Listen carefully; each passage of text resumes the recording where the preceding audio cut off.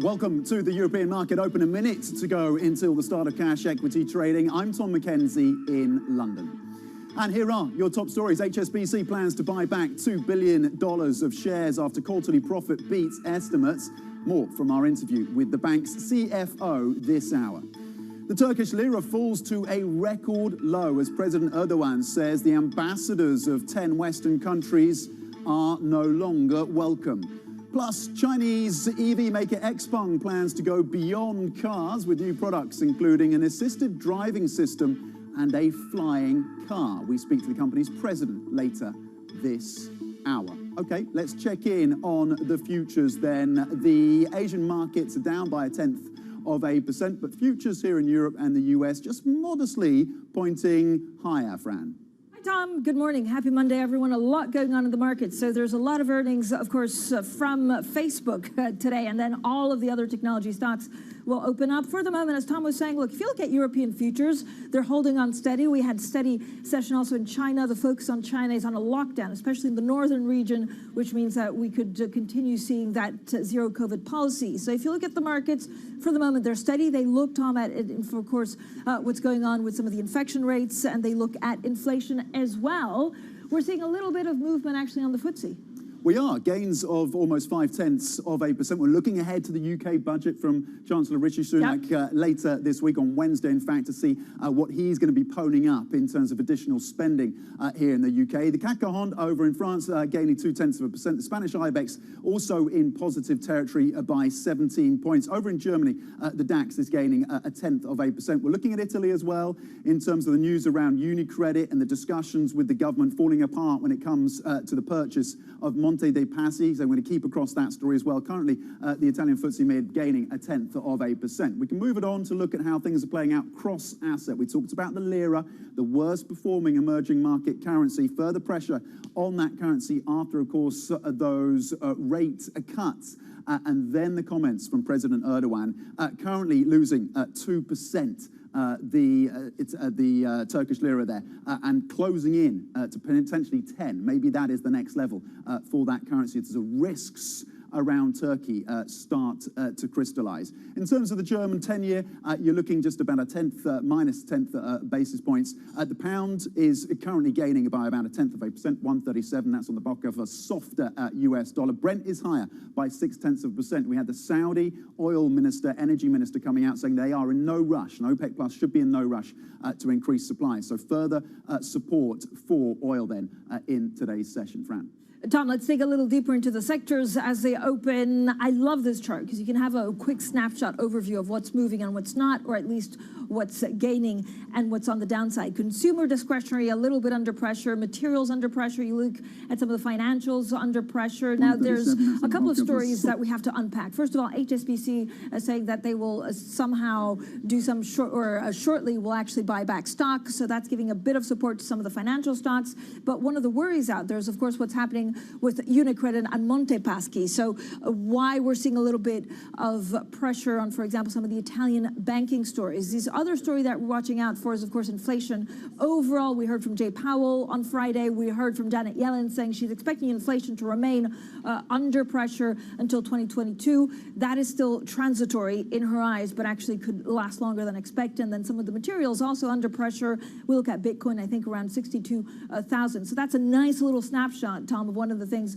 that are moving in today's trading session. Yeah, you talked about HSBC gaining 0.8% on the back of that third quarter beat, $6 billion, and of course the announcement of that $2 billion share buyback at some point soon. Positive on China as well, also downplaying their exposure to the real estate in that country. ITV, according to the Sunday Times, making a play for Channel 4, currently gaining 0.6%. Channel 4 is the state-owned broadcaster here. Zooplus as well, the pet supplier of food and other things for pets.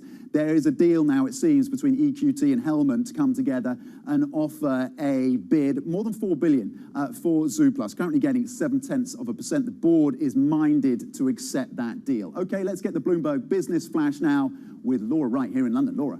Thanks, Tom. Italy is set to ask the European Union for more time to find a buyer for Banco Monte dei Paschi after months of talks with UniCredit broke down over the weekend without a deal. Sources say the two sides were unable to come to an agreement over the size of the government's capital injection. The European Union deadline for Italy to divest its stake is currently the end of this year. Hong Kong's top lobby group for financial firms is putting pressure on the government to ease strict quarantine rules and abandon its zero COVID policy. In a letter to the city's financial secretary, the Asia Securities Industry and Financial Markets Association said the hardline approach is putting Hong Kong's status as a financial hub at risk and damaging its economic recovery. The Telegraph reports that Elon Musk's Starlink is considering a tie-up with Vodafone to expand its satellite broadband service in the UK. Vodafone confirms to the paper it's in talks with multiple operators for satellite spectrum and is close to striking a deal. Starlink is competing with UK-backed OneWeb to offer internet from low Earth orbit. That's the Bloomberg Business Flash. Tom, Fran. Laura, thanks so much. Laura Wright here in London. Now let's get straight to the markets with our Noor Al-Ali from our MLive team who joins us. Noor, great to speak to you, especially on a Monday morning where I think it's going to be an exciting but busy week. First of all, we start with inflation. We heard from Jay Powell on Friday and then Janet Yellen at the weekend. Yeah, absolutely. I mean, it's a big deal, right? Because we've got inflation expectations really soaring now. The markets are starting to realize, hey, hold on, we're not sure we believe that transitory thing. I mean, let's just forget about transitory altogether. What are central banks doing about policy right now? And you're starting to see that reaction in break-evens, even when it comes across to the 10-year marks and inflation expectations out of the euro area as well, in particular, where it's proven to be a lot more sticky and more troubling there. Yeah, and underpinning that inflation, of course, is the question of energy, oil prices. We heard from the Saudi energy minister then coming out, suggesting that OPEC Plus, that the Saudis are no rush to ramp up supply. Currently, Brent is trading, what, $86 a barrel? How should we be looking at the impacts of higher oil prices, how long that's going to be sustained, and how that feeds into higher inflation? Yeah, I mean, why would they be in a rush, right? They're doing great. They're doing exactly what they've wanted. I mean, pressure from the U.S.? Yeah, well, I mean, look, definitely, there's definitely been pressure. I mean, remember when Trump used to tweet about OPEC? You've seen the pullback in prices only temporarily, and then it would kind of push back even forward.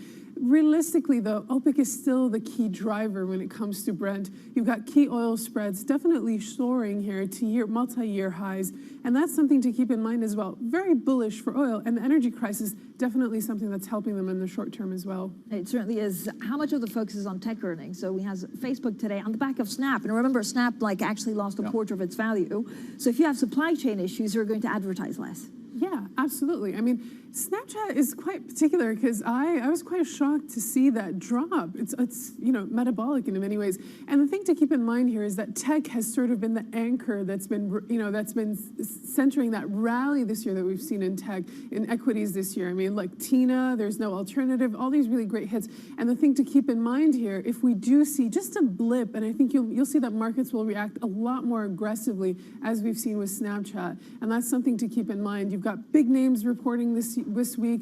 And one thing to keep in mind as well, and I'm saying that quite a bit, is that supply chain problems for these companies might not be as problematic because they do have the capacity to airlift those iPhones if need be, of course. Okay, MLive's Noor Al Ali, as always, excellent on the breakdown of what's impacting these markets and what to look ahead to for the rest of this week. Tech earnings firmly in focus, but also banks. And let's just bring our attention back to what's happening with UniCredit, currently falling close to 4%, Francine. Of course, breaking down these talks between UniCredit and the government of Mario Draghi when it comes to the fate of Monte dei Paschi. I know you've been following this story and the twists and turns for some time. But because it's been such a troubled bank for such a long time, right? That it feels like it's the never-ending story. And then you have Mario Draghi come in as prime minister. He came up with a solution. And I think there was a belief in the markets that finally actually something would happen and we'd put it behind us. So this, first of all, really thwarts his efforts to make it better. So I don't know whether it has political repercussions for him, but you could see some of the other, political parties going after him.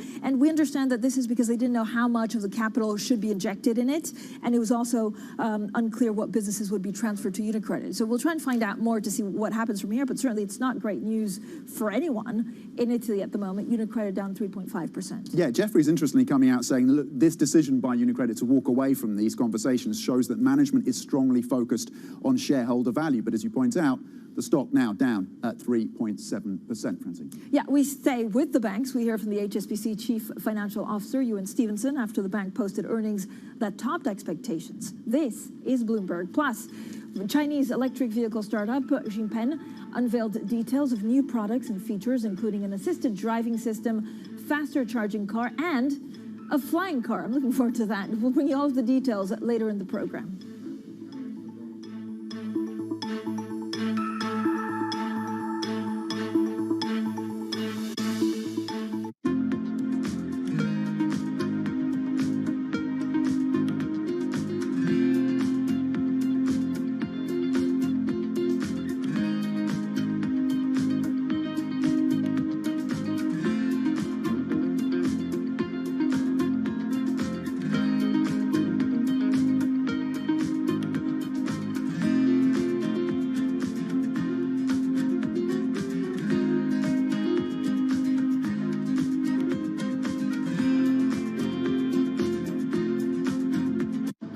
When you look at technology, how should we be looking at big banks and technology? Technology is our friend. So it's helping us transform the bank fundamentally. And in fact, we're speaking, I think, as we speak, to our shareholders around what we've done and how we've transformed the bank. We also see technology, and technology companies as partners. So some Not of our rivals.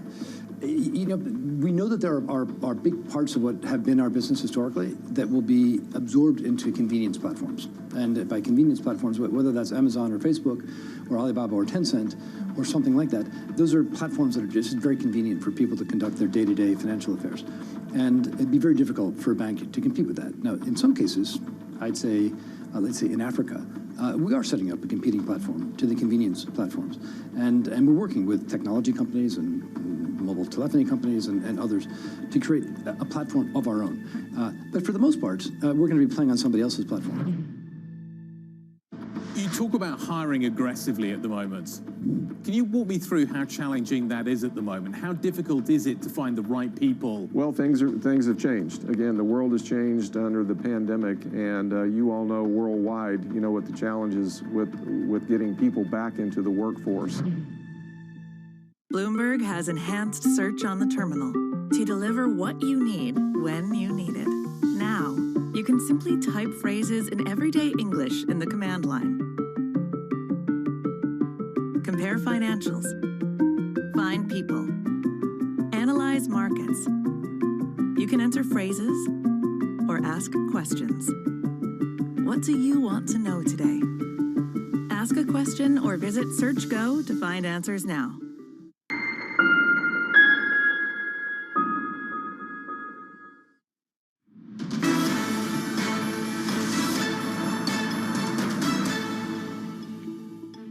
Welcome back to the Open, everyone. 11 minutes into the European trading day, and you can see we're holding on to gains. So European stocks pretty much steady, apart from the CAC 40, which is down some 0.1%. The focus firmly on some of the tech earnings that could also filter through to Europe. I was looking at some of the notes from the banks on valuations. They look at inflation, and then, of course, they look at everything that's happening with China. The main concern there is that because of the COVID zero, policy on COVID, we could see, for example, something happen with China that then filters filters through to some of these European earnings and therefore stocks. So HSBC earnings beating estimates. The bank says an improved outlook will allow it to start a share buyback. Well, we've been speaking to the Chief Financial Officer, Ewan Stevenson.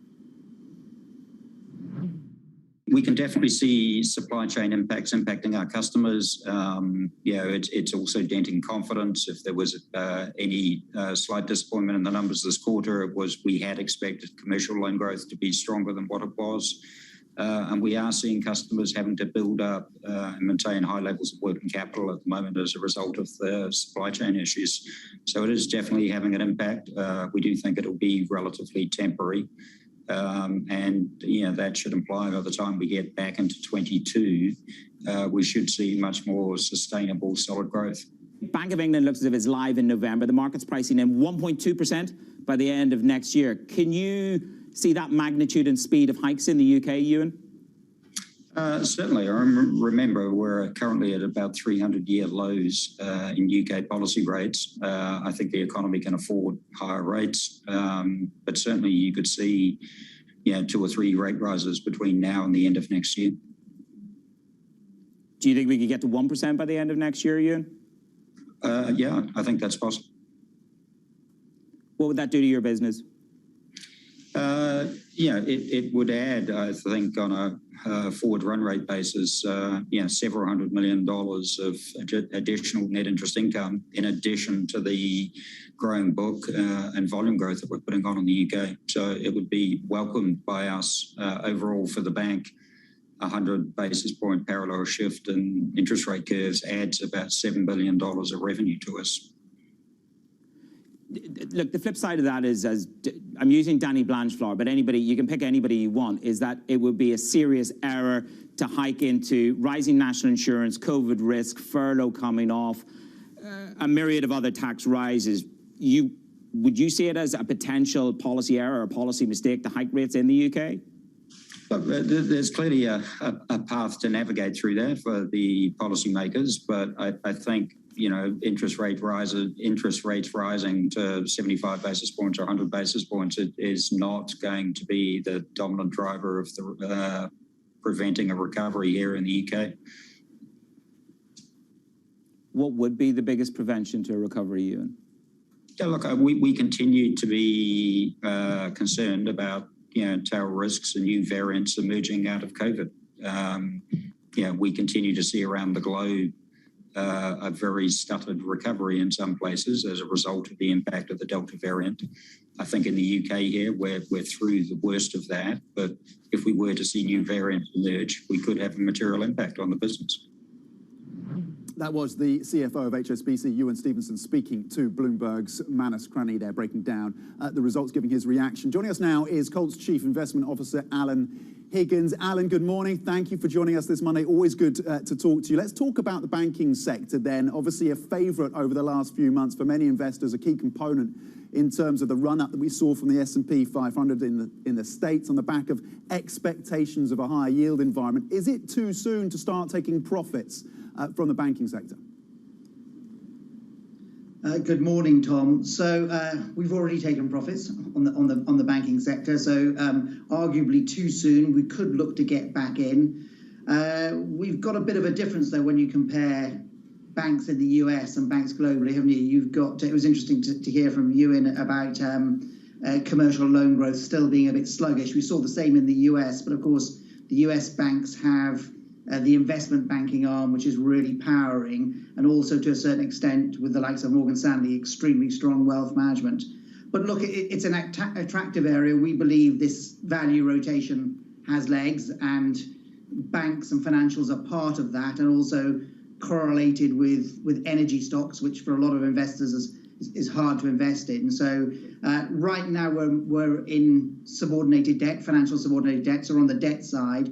But yes, eyeing to get back into equities. So you need to get, good morning, Helen, by the way, it's Francine here in London as well. So you need to get back into equity banking stocks because of higher inflation, or is there another value proposition? So I think morning, Francine. I think there is the overall value proposition that you have. Higher inflation, so it's here, and modestly higher interest rates to come. I heard Ewan talking about 1% rates in the UK by next year. He nearly smiled at that, but that may be taking it too far. But our perspective is that these emergency monetary policy, whether it be rates or QE, needs to go, and it looks like it is going first here in the UK. So that will be a benefit. And yeah, it's just a question of looking for an opportunity to get back in, I think, in terms of banks. But whilst you're in subordinated debt, you're still paid handsomely for memories of 0809 or 2011-12 of solvency issues. So it's still an attractive area to be in terms of the banks. Alan, what are you going to be scrutinising from the earnings out of some of the big tech giants later this week, and how do you influence or accept, how do you build in the idea that you're going to see higher yields and how that plays through to very highly valued stocks? Are the earnings going to justify the valuations that we're seeing in tech? Some of the valuations are high, Tom. So Facebook today, Facebook's on 22 times earnings. It's not 1999, 2000, clearly. So these big US stocks, most of them are fairly reasonably valued. And stepping back a bit, kind of analysis that have basically got the equity markets right is to focus on the very low interest rates. And despite modest increases that we are going to see, low interest rates are here to stay. So I'm pretty comfortable that these valuations can be sustained. And look, as always, we expect to see beats. It's just a question of how the details on the beats, because that's the nature of how earnings seasons work. But yeah, look, notwithstanding value rotation, and if you've been a short-term investor, absolutely, it looks like this value rally has more to go. But longer term, nothing wrong with owning a group of tech stocks. Alan, when you look at the wall of worries at traders, is it then rising COVID cases that will get people very worried? I mean, we're seeing a rise in cases in China because of the Delta variant bought from overseas, which could lead to a lot more pain in the markets. Yeah, I think it could be. I mean, it's been an incredible year because, I mean, as we're all aware, normally nearly every year we get a 10% correction, and there's been plenty of worries, and there hasn't been. I was just looking on the chart, and there's been multiple, for example, in the US market, multiple 4 to 5% corrections, including one fairly recently, and that seems to be the nature of the market right now with retail investors. So should we get a new COVID variant, will it be enough to shake retail investors? I'm not so sure. I think we're used to the concept that one, stocks are longer-term cash flows. That is now ingrained. Two, I think it's quite hard for this retail investor, this kind of buy the dip mentality, to go away. So it would have to be a fairly severe COVID variant to really take these markets down. Alan Higgins, we appreciate your insights as ever. Thank you for joining us this Monday. Coots, Chief Investment Officer. Okay, coming up, the lira hits a new low after President Erdogan says ambassadors from 10 nations, including the US, Germany and France, are not welcome in Turkey. We'll get the details from our Turkey Bureau Chief next. This is Bloomberg.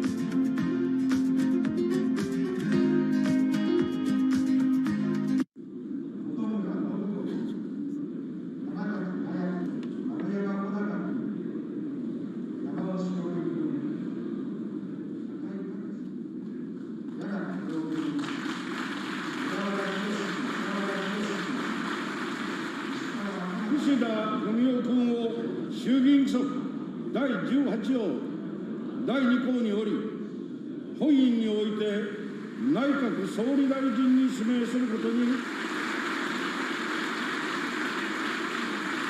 この際、暫時休憩いたします。Access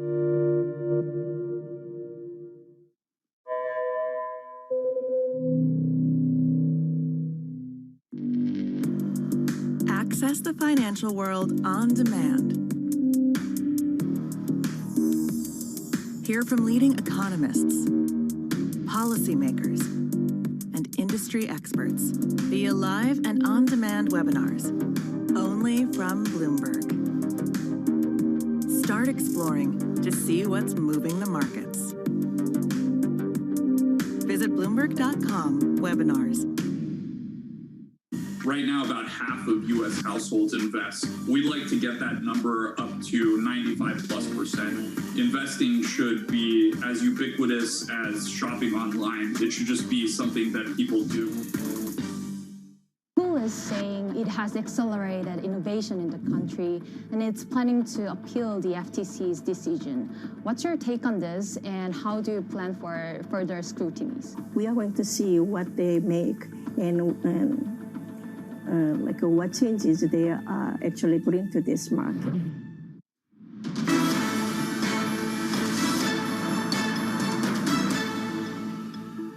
Welcome back to the Open. We are 23 minutes into the European trading day, flat across the screen for the Stocks Europe 600, but there is some divergence across these markets. The FTSE 100 is gaining 0.3%, but you're down by 0.1% in the CAC 40 over in France. Top of the list when it comes to sectors, basic resources up by 1%, telecoms at the bottom of the list down 0.8%. Looking ahead to these earnings in terms of technology out of the US. On the geopolitics and the impact on FX, the lira falling to another all-time low after Recep Tayyip Erdogan said ambassadors from 10 nations, including the US, Germany and France, are not welcome in Turkey. The president had been angered by a rare coordinated appeal from the group of countries for the release of a prominent businessman who stands accused of participating in a 2016 coup attempt against Erdogan. Joining us now is our Turkey Bureau Chief, Ona. And Ona, get us up to speed on what's been happening then in terms of Erdogan's comments regarding these ambassadors and what it means.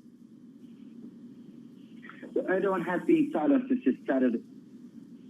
He has been silent since his Saturday comments about possibly expelling the ambassadors. And now it looks like the Turkish Foreign Ministry and other bureaucrats are trying to find a sort of a middle way to be able to sort of avoid a total collapse in ties with the Western countries without publicly embarrassing Erdogan.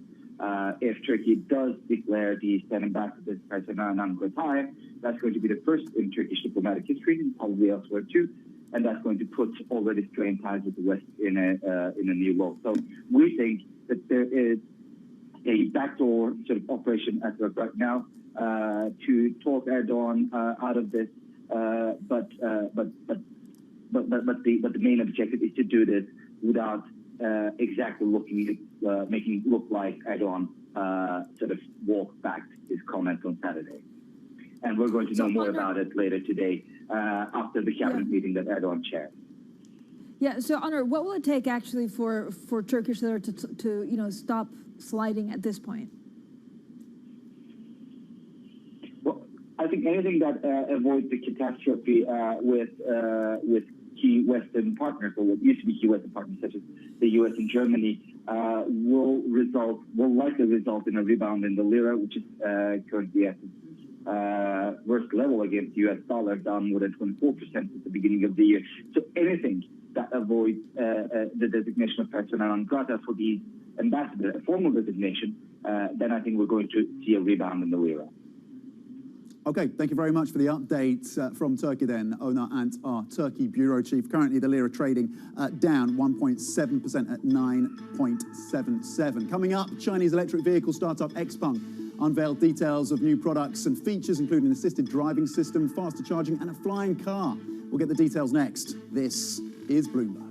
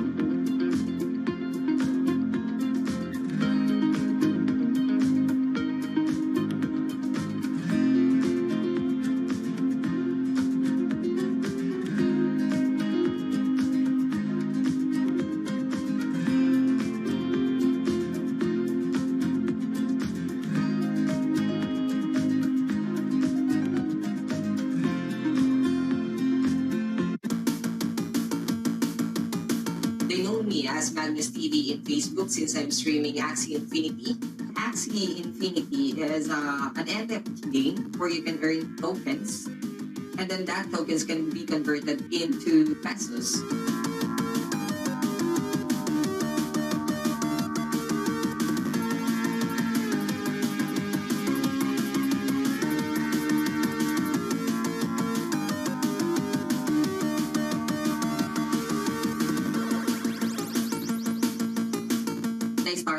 I'm playing almost 4 to 5 hours a day. I'm earning, I can say it's really a lot of money. It can help to sustain my family needs and also to sustain my own business that I'm starting.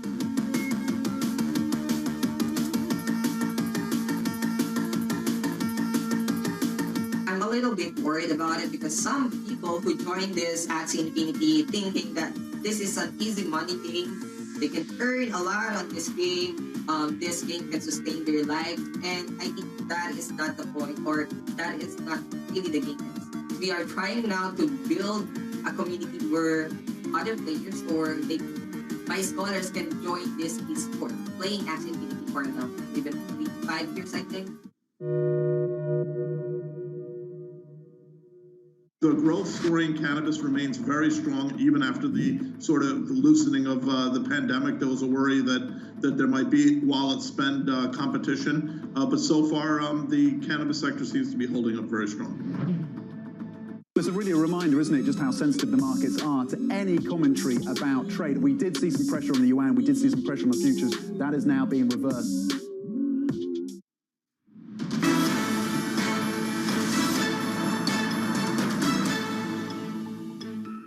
Welcome back to the Open. 30 minutes into the European trading day, and here are your top stories. HSBC plans to buy back $2 billion of shares after quarterly profit beats estimates. The lender's CFO tells Bloomberg it shows confidence in its underlying business. Well, Facebook also kicks off tech earnings today after a warning from Snap started a social media stock sell-off last week.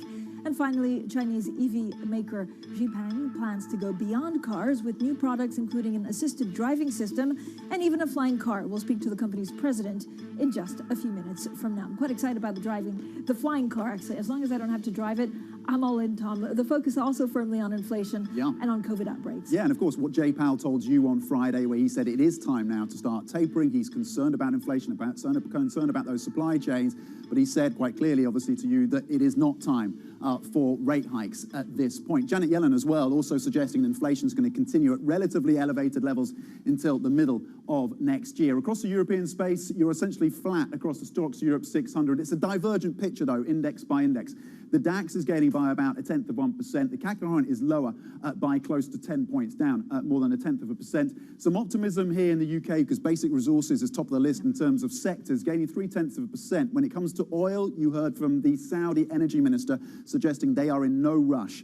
Saudis and OPEC Plus in terms of ramping up additional supply to try and take these prices down. Currently, Brent trading around $86 a barrel. So top of the list, you've got energy gaining 1%, followed by Basic Resources at 0.9%. Banks also in focus on the back of those earnings from HSBC beating the street and suggesting they're going to have a share buyback of about $2 billion sometime, quote, soon. On the flip side, you've got UniCredit breaking up talks with the Italian government over the sale of Monte dei Paschi. Both of those stocks are lower.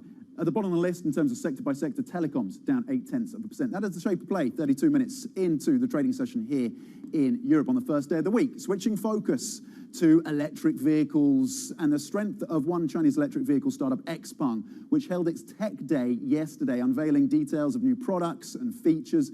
These included an assisted driving system, faster charging, and a flying car. Joining us now for more is Xpeng Vice Chairman and President Brian Gu. Brian, thank you for joining us. For the context, of course, for our European viewers, Xpeng, along with NIO, one of the leading players in terms of startups in the EV space in China, pushing into Europe now. Brian, the launch of the P7, one of your latest models, into Norway, I want to get your views on the demand that you expect to see out of that country and the demand and the opportunity in Europe more broadly for Xpeng. Well, thank you, Tom. Very glad to be on the show again. Yes, today actually will be the first day we launch our Norwegian sales of our P7. It is our flagship vehicle right now, selling in China. it is one of the best-selling mid-size sedan EV in the China market. We actually seeing a very strong sort of interest level in our pre-sale program. Now we're announcing official sales today. And I think this marks another milestone for XPeng as we have delivered our first product, G3. Now this is the second flagship product for us to deliver in Norway, and we're very excited about it. Brian, what are you doing to convince buyers in Europe that your product, that XPeng's products can compete with those European incumbents that now are firmly fixed on transitioning to electric vehicles? Well, I think the European automakers are very, strong, and they have, a real, strategy for EV. But I think as we, compete in the China market, we see the similar dynamics. I think for us, we just need to focus on producing the best design, the leading technologies, and really with differentiated driving experience, I think we can actually provide a very attractive proposition to European customers as well. So it will take time, but we're very confident about our product strength. Brian, good morning from London as well. What is the new technology that will actually really help you move forward? Is it charging technology? Is it batteries? Is it something else? Well, I think it's all of the above, because as a product, you cannot have shortcomings. So for our product, first of all, the P7, let's use that example. It has one of the leading ranges, driving ranges for similar products. It will have the top of the line smart cabin, technologies with voice, with interactive features, with content. And also it has autonomous driving capabilities that we already seen as one of the leader in China in that area. So I think with that package, coupled with beautiful design, I think it will present a very strong appeal to the customers. Brian, I want to zero in on the battery technology. I know you've been investing heavily in this area, but talk to us about the raw material prices that have spiked. We know that. Are you able to absorb that cost? What is it doing to margins? Are you looking to pass that on to your customers? Well, I think, the material price increases have led to a number of changes in the industry. First of all, it also forces, I think, players to look into cheaper designs of batteries. That's why the LFP batteries now become more and more popular in China, and I think also probably globally, because it's cheaper than the lithium batteries. But also as the scale of the industry increases, I think there's also savings that you can actually expect. So I think there's offsetting factors that really play into the dynamic. For automaker ourselves, we will focus on not just the leading technology, but the right balance of cost and the capabilities. And I think so far we have been absorbing the price increases of the batteries ourselves, and I think we have a strategy to put that in the containment. Brian, how far away actually are we from flying a flying taxi? I'm asking for a friend. Tom knows that I would love to avoid London traffic, but I guess regulation is a massive concern. I mean, that's probably your biggest hurdle. What kind of timeline are we talking about?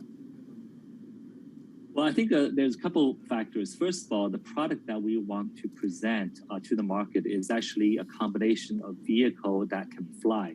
But initially, I think it will be in a position more as a vehicle, but with sort of flying capabilities. Because I think, as you pointed out, it will take a while for regulatory landscape to open up more airspace for flying. But we're already seeing that in China.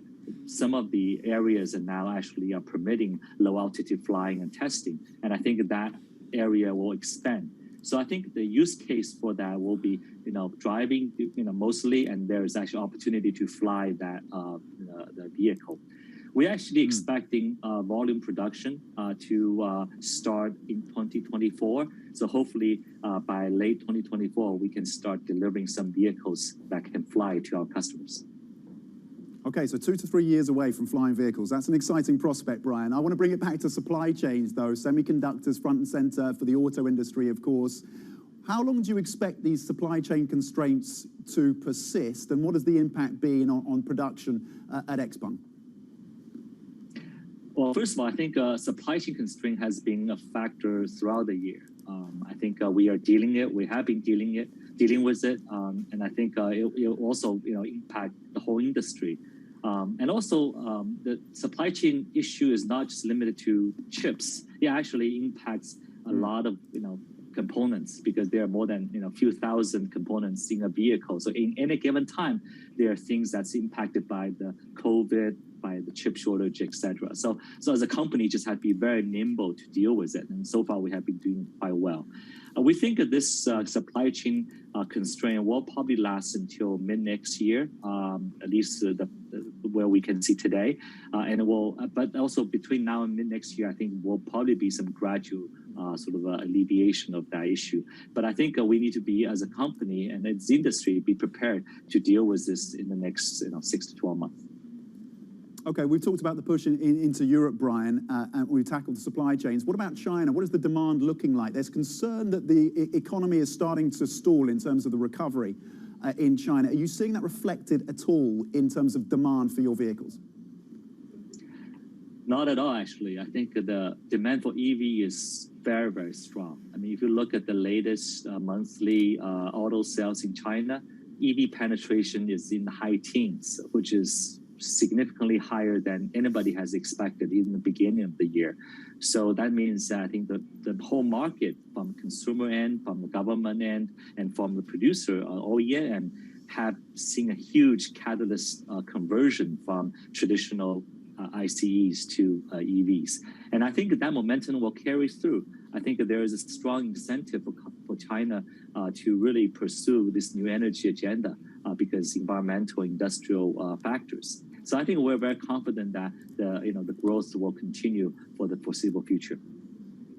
Okay, XPeng Vice Chairman and President Brian Gu, thank you very much indeed on that continued demand in the Chinese market for XPeng and its products, the opportunities in Europe, and of course, the prospects of a flying car as soon as 2024. Okay, let's get the Bloomberg First Word News now with Laura Wright. Laura. Thanks, Tom. China has locked down a county in Inner Mongolia that has seen the most COVID-19 cases in the country's latest Delta outbreak. That's as an initial flare-up in China's northwest quickly spirals into a nationwide surge. The wave of infections has now spread to 11 provinces. UK Chancellor Rishi Sunak is set to announce almost £6 billion for the National Health Service at this week's government budget. The boost, as the UK attempts to clear backlogs caused by the pandemic, is one of a few major giveaways likely in Wednesday's financial statement. Sunak's task is complicated by a stuttering economic recovery, faster inflation, and a surge in virus cases. Janet Yellen said she expects price increases to remain high throughout the first half of 2022, but rejected criticism that the US risks losing control of inflation. Speaking on CNN's State of the Union program, the Treasury Secretary said the current situation reflects, quote, temporary pain. We are going through a period of inflation that's higher than Americans have seen in a long time. And it's something that's obviously a concern and worrying them, but we haven't lost control. And as we make further progress on the pandemic, I expect these bottlenecks to subside. Americans will return to the labor force as conditions improve. Global news 24 hours a day on air and at Bloomberg Quick Take, powered by more than 2,700 journalists and analysts in more than 120 countries. This is Bloomberg. Francine, Tom. Laura, thank you so much. Laura right here in London. Now, coming up, counting down to COP26, the Environmental Summit, less than a week away. We look at some of the cop-outs, including the world's biggest emitter of carbon dioxide next. And also coming up in the next hour, we'll be speaking to the Chief Executive of ITV, Carolyn McCall. 9:30 a.m. UK time, we'll discuss potential M&A plans as well as climate change. This is Bloomberg.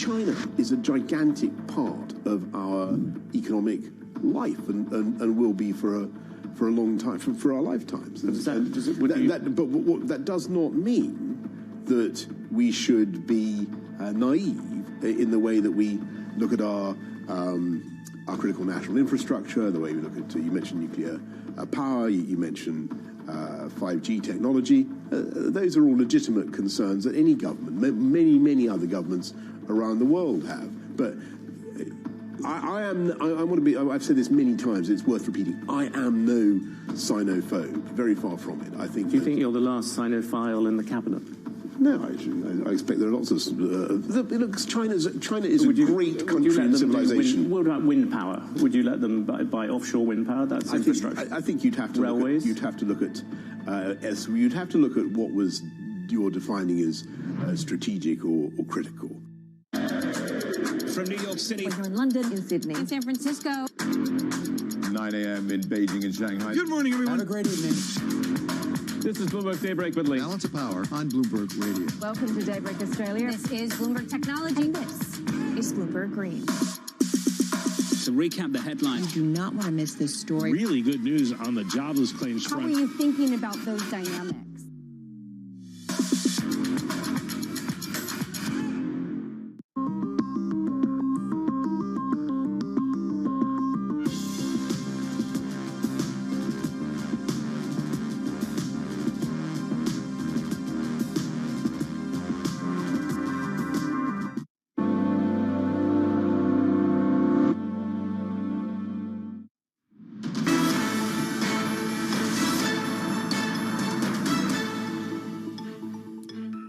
Welcome back to the Open, everyone. We're 45 minutes into the European trading day. A lot of the focus, of course, is on earnings, a little bit later on from Facebook, and then later on in the week from tech. We look also at inflation, and we look at everything in between, including some of the COVID-19 resurgence in some of the Asian countries that could lead to more lockdown because of the zero COVID tolerance that could have an impact even more on supply chains. Now, on to Bloomberg. Big take, and China's emissions are in focus ahead of COP26, which is less than a week away. Well, despite China being the world's biggest emitter of carbon dioxide, President Xi will not be attending the UN Climate Summit. Well, joining us now is Bloomberg's renewables reporter, Jess Shankelman. We'll be heading over to Glasgow just in time for the time change so that it's also dark at like 2 p.m.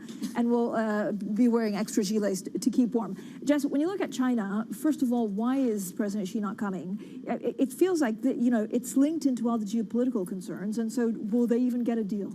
Yeah, I think, President Xi isn't coming, but he's also not going to the G20, which is immediately before. So it is to do with the pandemic. He hasn't left the country since the pandemic started. So it's partly that. But all eyes are absolutely on China to see what it's going to do. So each country has to submit a voluntary action plan before COP showing how they're going to cut emissions. China hasn't done that. India hasn't done that. So we're going to see if it's going to come this week. It's really not clear. We're talking to our sources trying to find out what's going on. If his number one climate envoy, Xi Jinping, is in London. Who's he going to be meeting with? Those are all the questions happening right now. The big take is phenomenal. I mean, some of the examples in terms of individual state-owned enterprises in China that emit more than countries like Pakistan or even Canada, which is bonkers, and Canada is number 11 in terms of global emitters. What does China need to do to rein in its emissions? This absolutely shows us, this I agree with you, this piece, I didn't work on it, and it's fantastic, it's really phenomenal. What it shows us is the need for better data, because some of these companies are reporting emissions, but you can see on the charts that the emissions they're reporting is absolutely tiny in comparison to what the estimates we have are. And then what you have to look at, obviously, with China is these are manufacturing companies that are producing materials that are then being exported all over the world. So it's a question then for countries like the UK and the US, when they're counting their emissions, are they also counting imported emissions? Now, I believe the UK is starting to do that already. So it means that the pressure is going to come even greater on China from other countries that are importing their goods. So, Jess, what does it mean for private sector involvement? How much can actually private companies do? Well, private companies, we're starting to see more and more of them saying, hey, I'm going to be net zero, I'm going to do this, I'm going to do that. And it's really difficult for us to try and cut through what's real, what really matters and what doesn't matter. So what really, when we sit up and take notice is when companies say they're going to cut their Scope 3 emissions. Scope 3 means their supply chain, the end user, how you throw away that pack of butter at the end of the day when you finish using it. It goes all the way down to that. And often companies will say, oh, we're going to cut our direct emissions. That means basically the offices that you're using. That's nothing compared to, if you take a mining company, their emissions go right through to the cars that are produced and then how they're disposed of at the end. So we really take notice when it's Scope 3 included as well. Okay, great stuff. Jess Schinkelman giving us an update on what to expect from COP26 and the importance of focusing on those supply chain commitments by corporations. Of course, what different individual nations can do as well to step up. Coming up, we are going to be previewing Tech Earnings Week with Facebook due to post third quarter earnings later today. Stay tuned for that one. This is Bloomberg.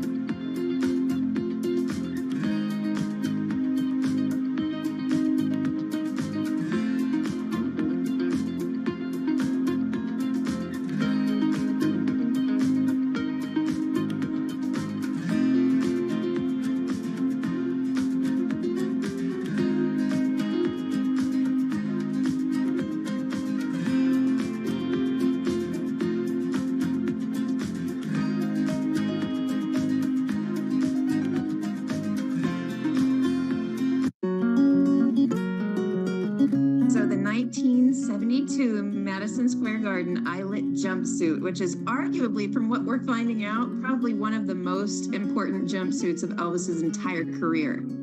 So it marked so many milestones, really, for him. It was used for an album cover.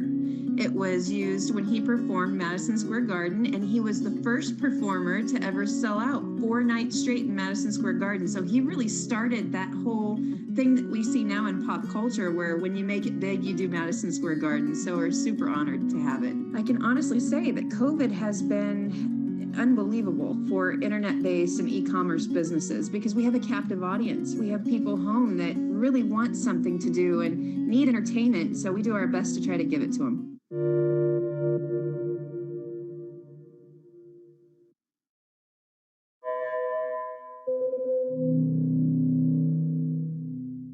I think what we've seen during this period of time is that communicating via video is not a fad.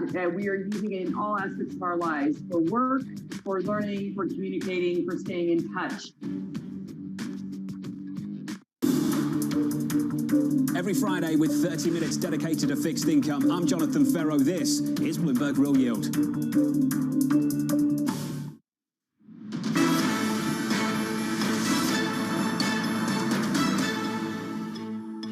Welcome back to the Open. 51 minutes into the European trading day. The Stoxx Europe 600 is flat currently. You've got the UK FTSE 100 gaining 0.4%. Basic resources behind that move. Oil prices are higher today. Over in Germany, you're flat. The CAC current is down 0.1%. That is the shape of play 51 minutes into the trading session here as we look ahead to these earnings. Also concerns about China and the rate of Delta and COVID-19 in particularly northern parts of that country. Okay, here are some of the key events to keep an eye on this week. Tech Earnings Week kicks off with Facebook due to report today. Alphabet, Apple and Amazon earnings hit later in the week. And on Tuesday, the Bloomberg Equality Summit begins virtually with speakers including the CEOs of Dow Jones and Infosys. Now, on Wednesday, the UK Chancellor, Rishi Sunak, will unveil his latest budget. Thursday is when we get the latest rate decision from the ECB. And finally, on Friday, we'll also get preliminary third-quarter growth figures from France, Spain, Germany, Italy, and the euro area as a whole. So we'll look into that. I know one of the things that, of course, is worrying the markets, the focus will be firmly on tech earnings. So Facebook kicks it off. We'll have a full roundup of that shortly. But then it's also the kind of lockdown that we could see from China because cases are rising and because of the zero tolerance policy that we're seeing, which is not like we're seeing here in Europe or even the US, we could see a further hit to supply chains. Yeah, and just a reminder to viewers that China has shown no sense that it's going to be walking back some of these very severe measures as they respond to these clusters of Delta variant COVID-19 across the country, not just in the northeast, but the southeast as well. Even Beijing now is kind of isolating itself from travelers there. So an impact on travel, domestic consumption, domestic tourism, but importantly, globally for the economy, supply chains, Francine. Yep, absolutely. So we'll keep an eye on that. We'll keep an eye, of course, on Facebook and tech earnings in general. They kick off a busy week for earnings reporting from the world's largest tech companies. Investors watching closely as together, these 5 companies alone account for 22%, reminder, 22% of S&P's total market value. So with us to discuss all of this is Bloomberg's Ivan Livingstone. Ivan, great to have you on the program today. What are we actually expecting from Facebook? A lot of these companies,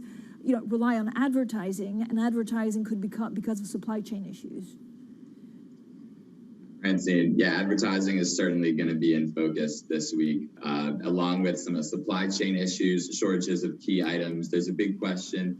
Are advertisers going to continue the turbocharged spending that we've come to expect on digital platforms? There have also been some recent policy changes in the world of advertising. Apple changing the way that it tracks users across different apps. Google preparing to phase out eventually third-party cookies. And that may have an impact as well, especially for Facebook when it comes to Apple's change on the profitability of its advertising business. Yeah, Ivan, how significant is that change? And we saw that obviously reflected in Snap's earnings, and they warned about that being a future drag as well. Is it more consequential for a business like Facebook? Facebook is very reliant on that, and I think they've already warned, this is going to be an issue. So it's something investors are certainly prepared for. And I think some of the ripples that you saw from the Snap warning last week were around supply chain issues as well. And all this year we've been following the story of turmoil in supply chains. And the upcoming quarter is the crucial holiday season for retailers. And so any kind of slowdown there would be very worrying. And I think some of the market jitters you've seen in the last few days are a sign that there is an expectation that there will be at least some of that. Ivan, what's the most, when you look at some of the companies reporting, and what's the one that's actually more vulnerable to both marketing changes but also regulation? I think all eyes are on Facebook. I think they've faced a lot of severe scrutiny in the last few weeks in terms of press. Even before that, there was a lot of regulatory scrutiny in terms of should the company be broken up. And they're a massive advertising business, so they're really at the confluence of all these big shifts that we're following. Okay, Ivan Livingstone giving us a preview of the earnings. Facebook out today, and you've got Apple and the others out later this week. Ivan Livingstone, thank you very much indeed. Checking in on the markets, the Europe Stoxx 600, not much movement really here, holding pattern for European shares, but there is a divergence in terms of the indexes. The UK, the FTSE 100 is gaining, again, on the back of these higher energy prices, gains of 0.4% for the FTSE 100. Brent is above $86 a barrel. We are looking ahead to those tech earnings to see if the earnings will justify these higher valuations. Currently, euro-dollar is 116. The Bloomberg dollar index is lower by 0.1%. That is it. For the European market open, surveillance early edition is up next. This is Bloomberg.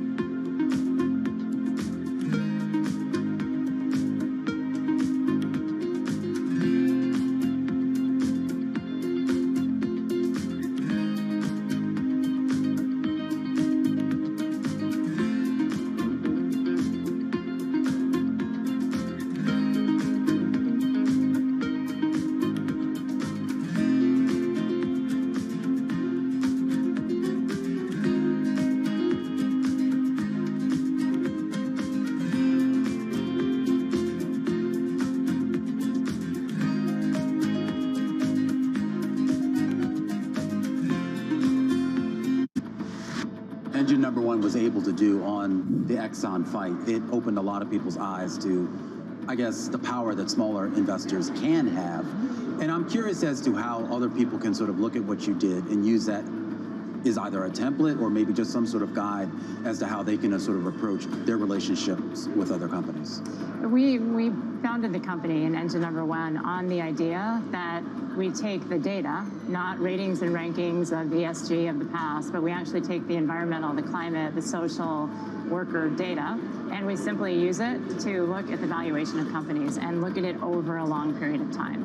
And so if you think about it that way, you own these companies. Everybody that owns the company, whether you're a big institutional investor or you're a small retail investor, you own the company. You have a voice, you have a vote every year. Yeah. And so our approach is to use the vote and engage with these companies over time. But that's always been the case. I mean, at least in theory. Watch Bloomberg Surveillance to learn how to look at markets, how to look at trends, and how to look younger. What do you think, John? Botox, or do I really need to get something done? I think, Tom, if we just change the style up a little bit. You think so? Yeah, You drop look great. the bow tie. Drop the bow tie. What, Drop skinny the bow tie? Yeah. I always say, this is my line, whenever anyone in America has a go at me about a skinny tie, the older you get, the wider it gets. Oh, really? Until it becomes a bow tie. This is a bow tie. Until it becomes so fat, you just sort of...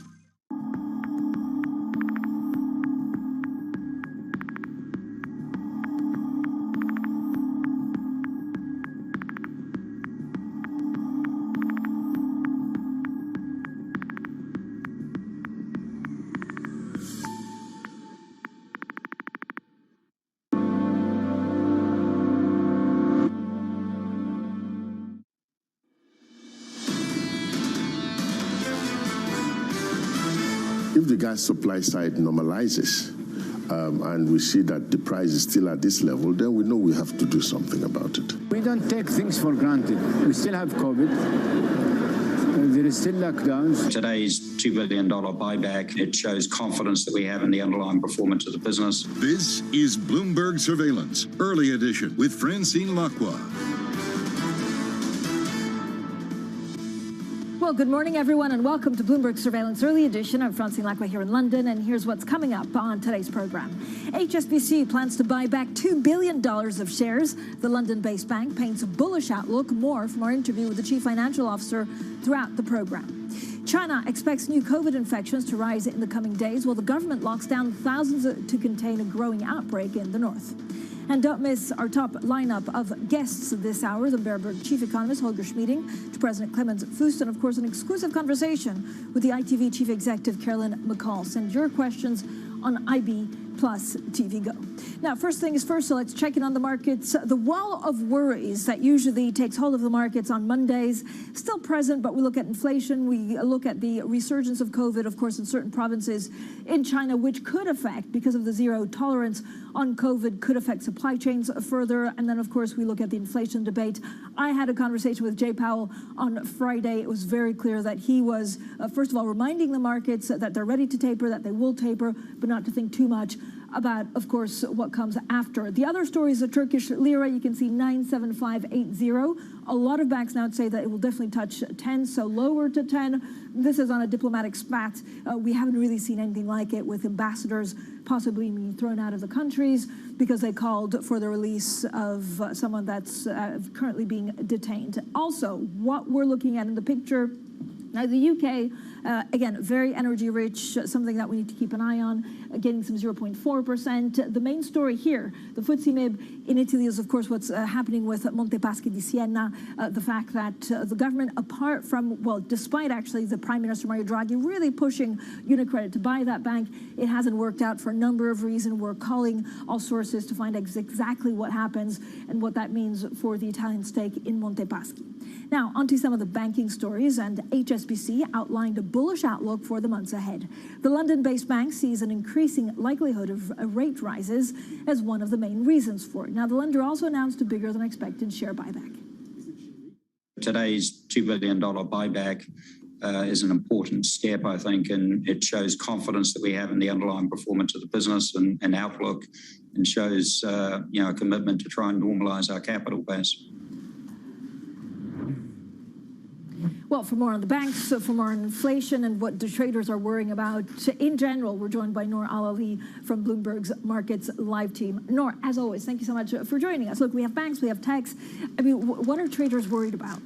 Right now, it's higher yields, definitely. I mean, if I want to put my investor's hat on, I'm going to start sweating a little bit because investors have been looking at tech, you know, as that place where they can see growth and revenue really coming through much higher. Now, tech companies on the S&P 500 are expected to grow, 19% in the third quarter. But then if you look at the following quarters, according to Bloomberg estimates, that's falling to 10% and then 6% in the first quarter next year. So that's a little bit concerning. So it's really all about inflation expectations, and what we heard from Janet Yellen and Jay Powell. Yeah, absolutely. And I mean, Powell spoke to you. You're the expert right now. I shouldn't be the one talking about this. He is now getting more worried about inflation, rightfully so. Because if I'm a policymaker right now, I'm going to start spending a little bit more because investors, if you look at inflation swaps, if you look at break-evens, they're starting to expect inflation to print a lot higher. It's stickier, obviously, because of energy, because of a lot of other factors as well, and wages. That's something that's going to be a little bit harder to temper. Also, Yellen, she was a dove. She was a bit more dovish than Powell when she held that title. But she also said, look, we're looking at inflation here into the next year because we're still recovering. We're still at that phase where we're still trying to figure out how the economy recovers. And now you've got COVID. So not a great start. Yeah, and of course, COVID could impact some of the lockdowns in China, therefore impacting the supply chain. Noor, thank you so much, as always. Noor Al-Ali there from our Markets Live team. I urge everyone to check out MLIV Go on your Bloomberg terminal. Now, to talk more about the markets and inflation, actually, we're joined by Holger Schmieding. He's chief economist at Berenberg. Holger, when you look about inflation, and I know you're a hawk, I know you're worried about inflation. If you look about inflation worldwide, and especially in the U.S., how much of a surprise will it actually be to the upside? There will be probably some more inflation surprises to the upside. At least that is quite likely, given the strength of demand, especially in the US, but also in Europe and other parts of the world, and the supply constraints, which, look at the China story, may be worsening near term. But I think we should very clearly distinguish the current bout in inflation from the longer term outlook. The current bout is driven largely by supply shortages. Those will eventually ease, and inflation will fall back meaningfully over the course of next year. We don't quite know when. But the longer term story remains that indeed, with worsening labor shortages and probably some deglobalization of trade, that with that longer term, inflation will remain higher, probably than central banks currently expect, and will also be noticeably higher than it has been on average for the last 2 decades.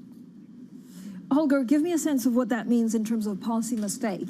If central banks don't start normalizing sooner than they say they will, what happens to the economy?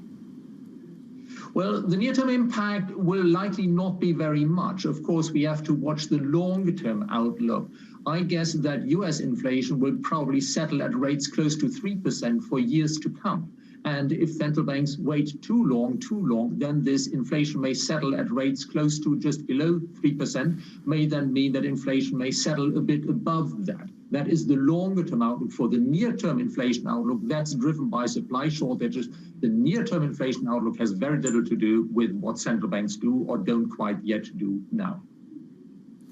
So what's your main worry, Holger, going into the winter months? Is it COVID? Is it inflation? What kind of an economy will we be left with? Well, the major worry, of course, at the moment is the supply situation, be it from natural gas, be it for energy, other energy sources, be it for semiconductors and the like. These supply shortages, including some acute labor shortages, are driving inflation up, prices up, and also mean that economic growth at the moment is far below what it should be, given the strength of demand. That is the big worry. On top of that, we have to watch the COVID situation. So far, the evidence still seems to be that vaccines are working, and that with the help of booster shots, we in the advanced world will be able to get the seasonal rise in the caseload under control. And on top of that, we have many other things to worry, from long-term inflation expectations, of course. If they rise too much, that would be a concern, up to geopolitics, the situation around Taiwan especially. Holger, thank you so much. Holger Schmieding there from Berenberg stays with us. We're also getting some IFO figures, of course, confidence for the month of October by the IFO at 97.7, just short of estimates. Now, Smart Conversations continue on Bloomberg Surveillance Early Edition. This hour, we also speak exclusively to ITV Chief Executive Carolyn McCall. Before then, we speak to the IFO Institute President Clemens Fuest. Up next, we discuss China with Berenberg Chief Economist Holger Schmieding. Send your questions on IB Plus TV Go. This is Bloomberg.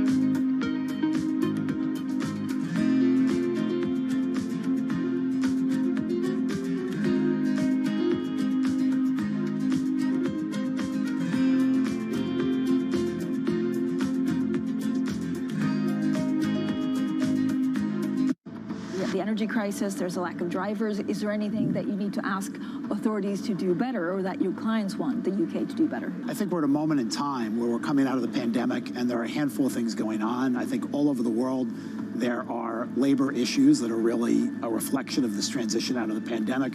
There are supply chain issues.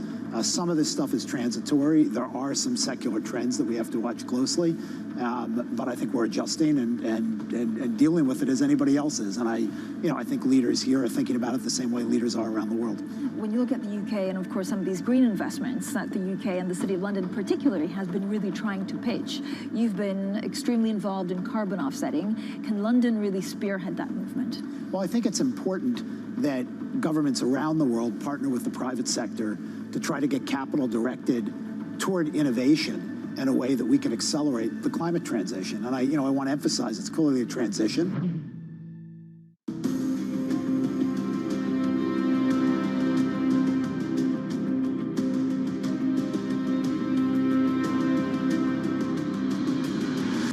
Countries, Francine, that are the equivalent, that equal 80% of all the emissions.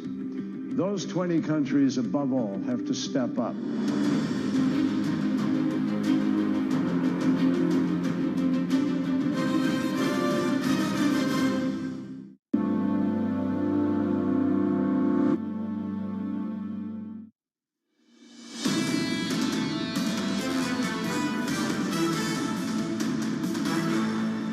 Economics, finance, politics. This is Bloomberg Surveillance Early Edition. I'm Francine Lacroix here in London. Now, the Chinese government are expecting a recent outbreak of the Delta variant to increase the number of infections in the coming days. To discuss all things China, Holger Schmieding from Berenberg is still with us. Holger, the concern, of course, apart from people being infected and being sick, is that this could hurt supply chains because of the zero tolerance on COVID. Yes, China is in a somewhat difficult situation. It seems to have managed the outbreaks much earlier rather well, but now it shows that a zero COVID strategy simply does not work in the long run in an interconnected world.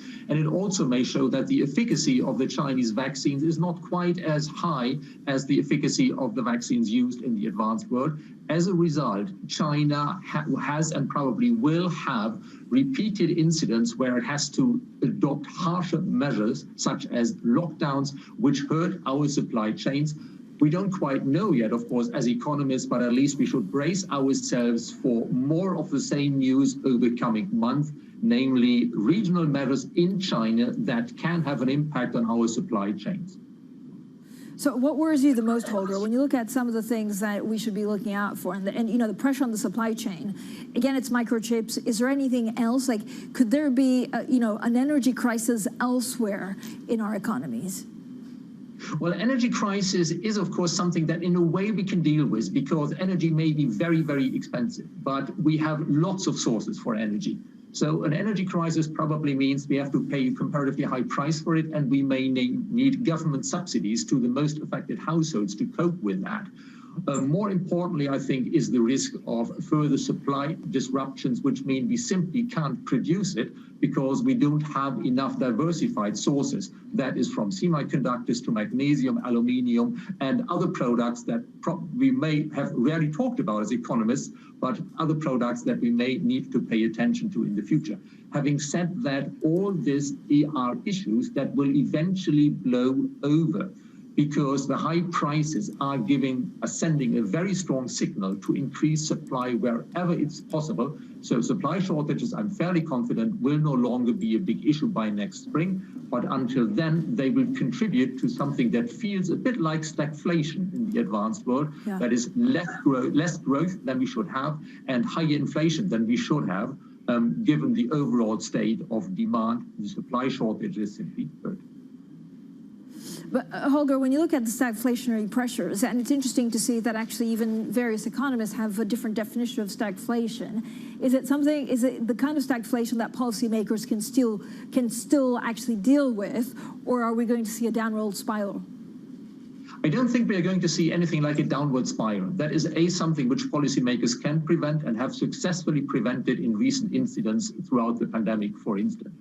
We will just have to get through a period of less economic growth than the strong state of underlying demand would otherwise deliver, and a period of elevated prices, which shows up in temporarily rather high inflation rates. And there is not much central bankers can do about that. They have to look at the longer run outlook for inflation rather than the short term, which supply constraints are simply factors out of central bank control completely. Holger, very quickly, what do you do? I mean, if you look at the most concerning thing on the economy, which is inflation, some of the impact, what does it mean for productivity? Does that automatically go up because of the pandemic and our use of technologies? Well, near term, we may, of course, see interesting movements in productivity, depending on which sectors, the less productive or the more productive, are being shut down to some extent or are being impaired by the supply constraints. Longer term, what we will likely see is that labor shortages will feed into higher wage inflation, to which companies will react partly by passing on to consumers a bit higher longer-term inflation, but also to which companies will react by raising productivity. So longer term, I look for a period of stronger productivity gains for the remainder of this decade than we had in the last 2 decades, which, if we get our economic policy right, could actually mean that after the pandemic, we have somewhat golden times. Holger, thank you so much. Holger Schmieding, Chief Economist there at Berenberg, joining us this morning. Now let's get straight to the Bloomberg First Word News. Here's Leanne Gerrans. Hi, Leanne. Hi, Francine. Turkey's lira dropped to a record low after President Erdogan said ambassadors from 10 nations, including the US, Germany and France, were no longer welcome. The envoys had been demanding the release of a prominent businessman and philanthropist. Investors are watching for any official foreign ministry announcement about those expulsions. Now, UK Chancellor Rishi Sunak is set to announce almost £6 billion for the National Health Service at this week's government budget. The boost comes as the UK attempts to clear backlogs caused by the pandemic and is one of the few major giveaways likely in Wednesday's financial statement. Sunak's task is complicated by the stuttering economic recovery, foster inflation and a surge in virus cases. Janet Yellen says she expects price increases to remain high through the first half of 2022, but rejected criticism that the US risks losing control of inflation. Speaking on CNN's State of the Union program, the Treasury Secretary said the current situation reflects, quote, temporary pain. Global news 24 hours a day, on air and on Bloomberg QuickTake, powered by more than 2,700 journalists and analysts in more than 120 countries. I'm Leanne Gerrans. This is Bloomberg. Francine. Leanne, thank you so much. Now, Smart Conversations continue on Bloomberg Surveillance Early Edition. This hour, we speak exclusively to the ITV Chief Executive, Dame Carolyn McCall. Up next, we speak to the IFO Institute President, Clemens Fuest, as German business confidence hits a 6-month low. Well, send us your questions on IB Plus TV Go. This is Bloomberg.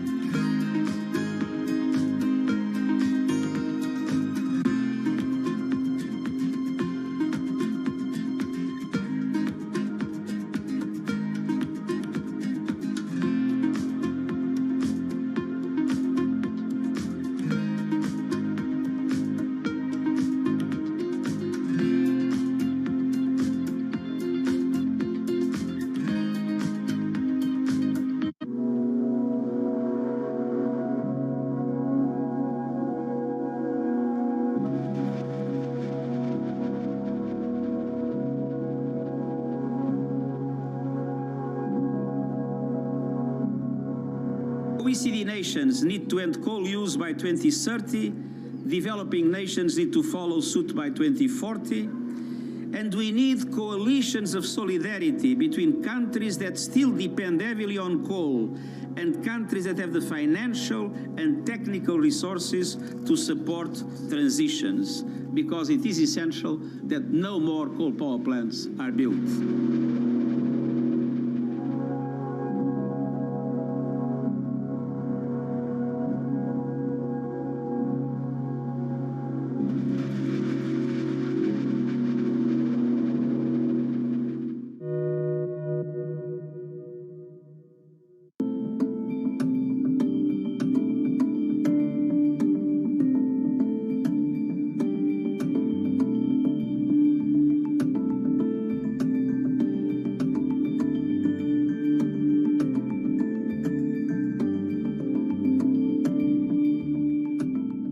BSO Now is your online home for weekly Boston Symphony Orchestra and Boston Pops performances. See new concerts that go behind the scenes, plus acclaimed archival concerts. Visit bso.org/now, where the music plays on. BSO season sponsor, Bank of America. This is a market that over the past few weeks has made it clear it wants to go higher. It got a little spooked by the idea that geopolitical tensions are rising.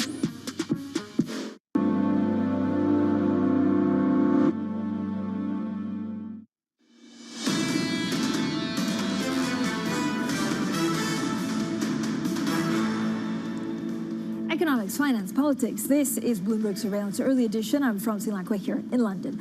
Now let's focus in on Germany. And the IFO Institute has come out with its business confidence index in the last few minutes. It's fallen to a 6-month low. Now this comes as global supply chain issues hit momentum in Europe's largest economy. Well, we're now joined by the IFO president, Clemens Fuest. Mr. Fuest, as always, thank you so much for joining us. When you look at some of the figures that we had so far, how do you expect things going forward? Since we've had the energy crisis intensify, we've had inflationary pressures intensify. Will it get worse before it gets better?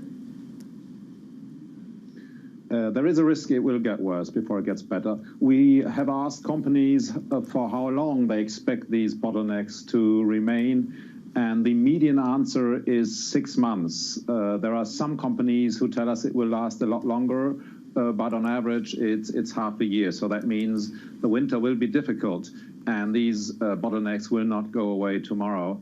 And the trouble is many companies have used their inventories, they have few reserves, and we see that capacity utilization is now going down. So the recovery is under pressure, and we will face a couple of difficult months, I would say, before things get better. Mr. Fuest, when you look at some of the things that could get worse, as you rightly point out, is there a danger that the recovery can come to a full stop? It's something we do not expect yet, but we have revised downwards our expectations, our forecasts. It would come to a stop if things got worse again. What we see at the moment is that for instance, the number of companies telling us they have supply problems is high, but constant. So it's not increasing anymore. So the hope is we will get through this without really a decline in GDP, which would be really bad. Mr. Fuest, when you look at some of the pressure on a number of parts of the economy, what worries you the most? Is it a specific industry that will feel most of the pain? Of course, for Germany, the automotive industry is very important, and the automotive industry feels a lot of pain, so that's a key sector. But what we see is that the bottleneck problems are very broad, so they extend across all industries, and the key issue is how long do these things last. Where we do see a relaxation, a slight improvement, is in construction. And another positive aspect is maybe that in services, one might expect that the increasing infection rates weigh on businesses like hotels and restaurants, and that's something we do not see up to now, at least. So overall, the picture is mixed, and the key concern is, of course, manufacturing. Mr. Fuest, when you look at what the ECB is doing and the ECB views right now, do you share that view that some of the bottlenecks, some of the supply pressure, especially on inflation, will be short-lived? Well, I think there is a risk that this may last longer than optimists expect. As I said, companies are telling us on average they expect this to last another half year, another 6 months. Still, I don't think we're at the point where monetary policy should think about actively fighting this, the price increases. I think we are not there yet, but I wouldn't be too relaxed. I think we have no hard evidence telling us that these supply constraints will go away very soon. The evidence we have suggests they will be there at least for another 6 months. Mr. Fust, how do you, what kind of advice would you give the ECB actually to deal with what's going on right now then? I think the ECB can't do much at the moment. I think monetary tightening would be premature, but the ECB, all the ECB can do, I think, is watch very closely what's going on. I think the ECB can do little either to support the economy because this is a supply problem, or to bring down inflation rates. I think the ECB has just has to wait and see. Clemens Fust, thank you so much for your time today. He is, of course, a president of the IFO Institute. Now, coming up, ITV Chief Executive Caroline McCall talks exclusively to us about the British media landscape and about climate change. This, as the British media company sets out its plans to reach net zero. Send your questions on IB Plus TV Go. At the moment, European stocks, U.S. futures, pretty much steady. Again, traders weighing inflation concerns. They're looking at rising COVID-19 risks and China's outlook, and the start of a week packed with big tech earnings as well. We're also looking at lira, the Turkish lira, actually slumping to a record low amid diplomatic row. Then we heard from the Fed Chair Jay Powell. I was speaking to him on Friday. Not something that I do very often, but he was in a panel for SARB, and he flagged that inflation could stay higher for longer. This is Bloomberg.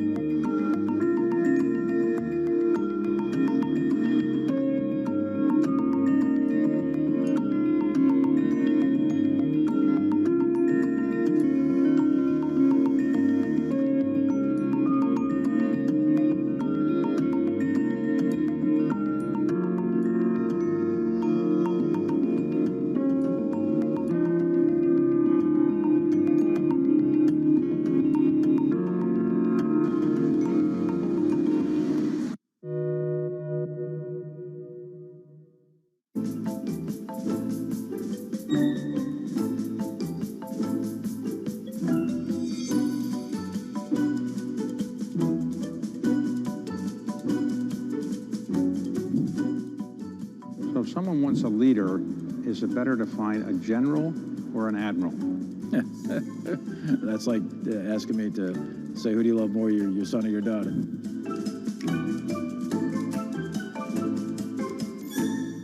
Crypto, you have a world of young people that want their own financial system and their own culture.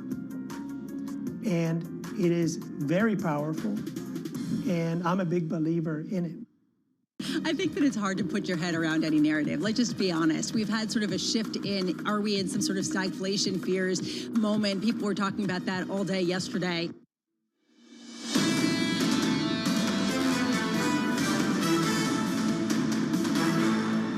HSBC plans to buy back $2 billion of shares. The London-based bank paints a bullish outlook. Well, more from our interview with the chief financial officer throughout the show. China expects new COVID infections to rise in the coming days while the government locks down thousands to contain a growing outbreak in the north. And joining us now for an exclusive conversation about climate and Britain's media landscape is ITV Chief Executive Dame Carolyn McCall. Well, if you have any questions for her, you can IB plus TV Go. So good morning, everyone. Happy Monday, busy Monday. We have a busy week ahead. This is Bloomberg Surveillance Early Edition. I'm Francine Lacqua here in London. So first thing is first, we always check the markets every 15 minutes, especially on a day like today where there's actually quite a lot going on. The one thing that I would point to is actually a diplomatic spat in Turkey. This really repriced some of the expectations that we're seeing with the Turkish lira. So if you look at stocks, look, they're pretty much steady. Again, traders weighing inflation concerns, the rising COVID risks, China's outlook at the start of a week packed also with big tech earnings. Turkish lira, another record low amid a diplomatic row. Now, ITV is considering a bid for Channel 4 after the UK government started a review about the future of state-owned broadcaster. That's at least according to a report in the Sunday Times.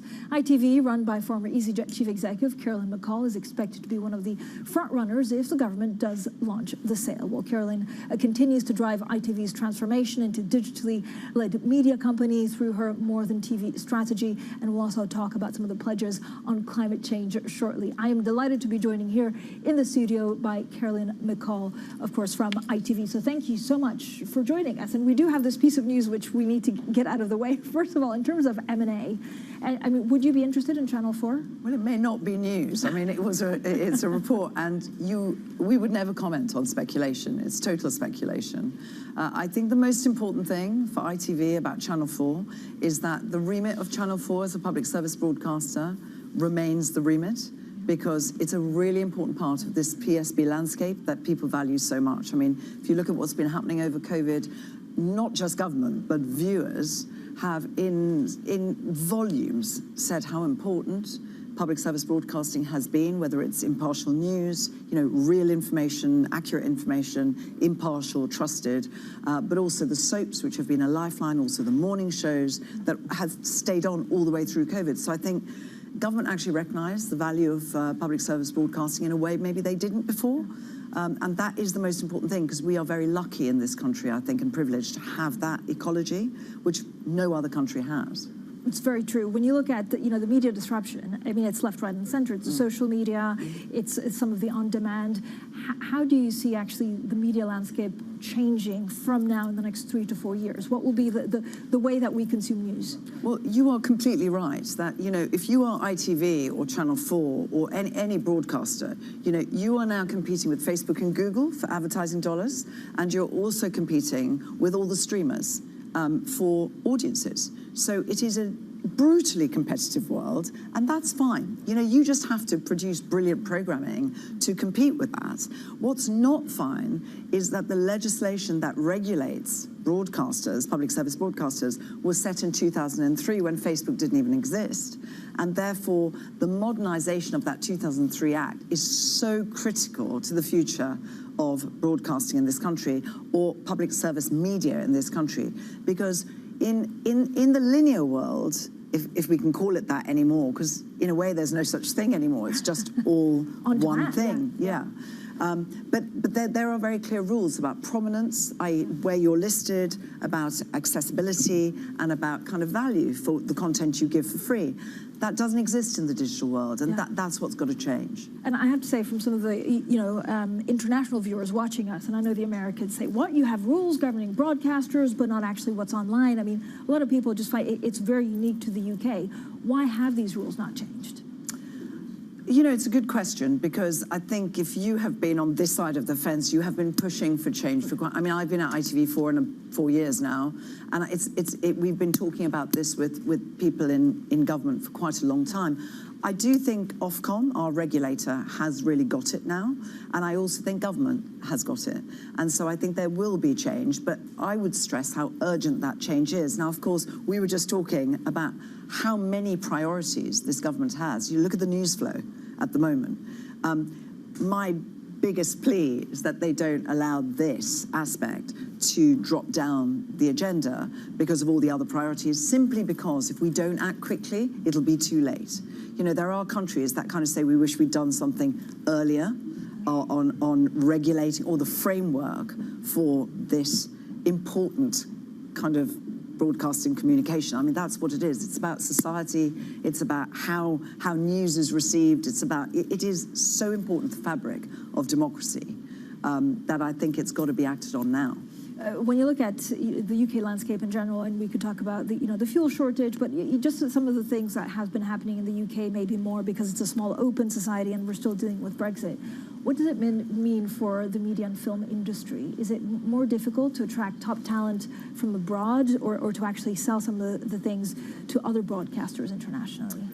So I think talent is always going to be hard. I think that might have just got harder, but it's not impossible, because I think if you are a known supporter of creatives, which ITV is, we're a global business in ITV studios. It's a really important part of our diversification away from advertising. And I think we're known to be creative, and so creatives like working for ITV. So I think that's a very, very important aspect of what we do, and we allow people a lot of creative autonomy within the labels that we have about 56 labels in ITV studios, and they run as pretty autonomous creative units. So that's incredibly important, I think, to the talent we attract. Also, we have established long relationships with a lot of the writers, the directors, the crew. There's no question there's skill shortage behind the camera. There's no question about, if you're in production, you have to work very, very hard to get your crews back. Your second question is, we have, about how do we sell? Our shows, British shows, are much, much, much in demand. I mean, it's amazing. We've doubled our business with streamers over the last couple of years from ITV Studios. Our ITV America is doing extremely well. The numbers are incredible. Incredibly well. I mean, if you think about Snowpiercer, Cowboy Bebop, One Piece is coming on stream. There's so many big shows. Why is that? I think it's a combination of us selling British content with British talent to the global audience, which is loved. So whether that's Love Island, whether that's The Chase, whether that's I'm a Celebrity, there's a whole ream of shows that we do that are much in demand overseas. And then I think what we have are these amazing studios that we support and back, that are able to have that creative autonomy and make shows that are commissioned by streamers or cable networks or broadcasters in the States, but also in Italy, also in France. Catalea is really good, Tetra is really good. There's just a whole load of very, very strong scripted and unscripted labels in the group. So what's your biggest, what do you spend most of your time that's actually hard to do? Is it fake news? Is it, producing content? Like, what does kind of everything? Look, nothing's that easy. But I tell you, I don't worry about news, because we've got a fantastic news team, and we have a fantastic director of news, and they are just. That's the one side. So we're involved in that, but I don't have to worry about that. I think my greatest worry is kind of being able to convey and communicate both internally first, the pace of change and how we can't let up. We're doing well, our progress is good on the digitally led transformation, but we can't let up for a minute, and it can be exhausting internally. And then externally, the really, really big challenge is getting the analysts to see that we have a digital business which is making a lot of revenue, and that we are not a traditional structurally challenged business, because we're not anymore. If you just think about what we've invested in, which is Planet V, which is an addressable advertising, highly targeted advertising solution. VOD is going really well. We're going to be an AVOD-led business. Data, technology, analytics for the first time, ever in ITV, but that's been developed over the last 4 years. So it's really transforming. It's not transformed yet, but it's transforming. But the analysts, if you're a bear, they fear that the structural challenge is not behind us. But why do you think that is? Because I hear that also from banking chief executives in saying that, you know, if they're very fintech rich, analysts struggle to price that. I think they struggle to price it, and it's fair, is that they don't know what numbers to put into their model yet. Yeah. But I kind of wish they could make an estimate based on performance, on progress and performance, rather than just taking a bear view, which is like, it's not going to happen. Yeah. The challenges, you know, are more than the opportunities. We actually think the opportunities are significant going forward, and we believe we will thrive. Now, that's subject to what we were talking about earlier, about government taking action and making sure we have prominence and accessibility, availability. But we think we have a great future because we make so much content, and then we have this mass simultaneous reach. So you think of any big event, big dramas, big sporting events, big entertainment shows, they get 10 million, 12 million viewers, unheard of in a trusted environment. So, you know, I think great opportunities ahead to blend those two things. Caroline, thank you so much. Caroline McCall, the chief executive of ITV, stays with us. Coming up, we continue our conversation with Caroline 1 week away from COP26 conference in Glasgow. So we discuss ITV's climate pledges. Send in your questions, IB plus TV Go. This is Bloomberg.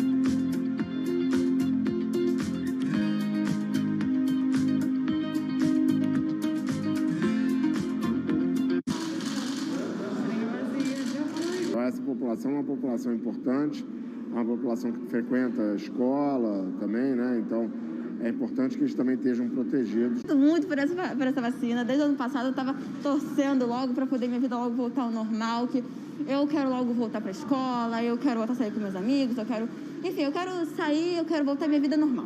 Foi toda administrada.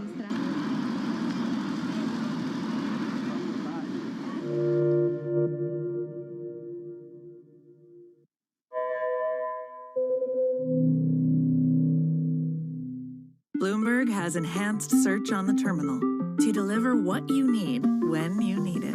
Now, you can simply type phrases in everyday English in the command line. Compare financials. Find people. Analyze markets. You can enter phrases or ask questions. What do you want to know today?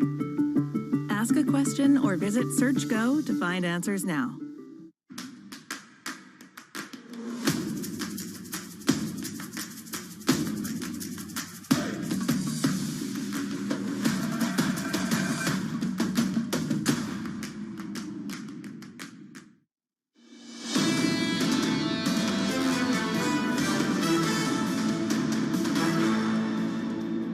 Economics, finance, politics. This is Bloomberg Surveillance Early Edition. I'm Francie Lacqua here in London. Now, media, big business in the UK, employing tens of thousands and generating billions for the economy annually. With all of this comes, of course, a big carbon footprint. Well, one of the country's largest media groups, ITV, has plans to ensure its biggest shows are created with the smallest environmental impact. Well, we're joined once again by Caroline McCall, the chief executive of ITV, for an exclusive conversation on everything between the media landscape and, of course, climate change. So thank you so much, Caroline, for sticking around. First of all, when you look at, you know, the pledges that some of the companies have done ahead of Glasgow, so how does ITV look at this? And is there a joint industry effort, or do you feel like you're going at it alone? So on both, I would say. I think ITV has, I mean, we came out last year with climate action pledges. We said that we would be net zero by 2030. So I think that commitment first was really, really important.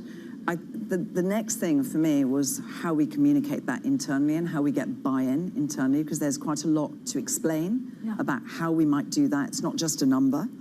And the other thing, of course, is we have a lot of power as a broadcaster, as all of us do, to really influence behavior. So we can change behavior from the public, from viewers. So we've really focused on that. We've really thought about how we schedule and how we commission, what programs we do, and we've got a whole raft of those, including next week and this week, but not just for Climate Action Week or COP26 or whatever. I think the next thing is comprehensive disclosure. I'm a big fan of that. If you think about gender reporting, I mean, it was fairly transformative when companies had to report, and I think the same with climate. So comprehensive disclosure, I think, is really important because you can hold yourself to account, but others can hold you to account.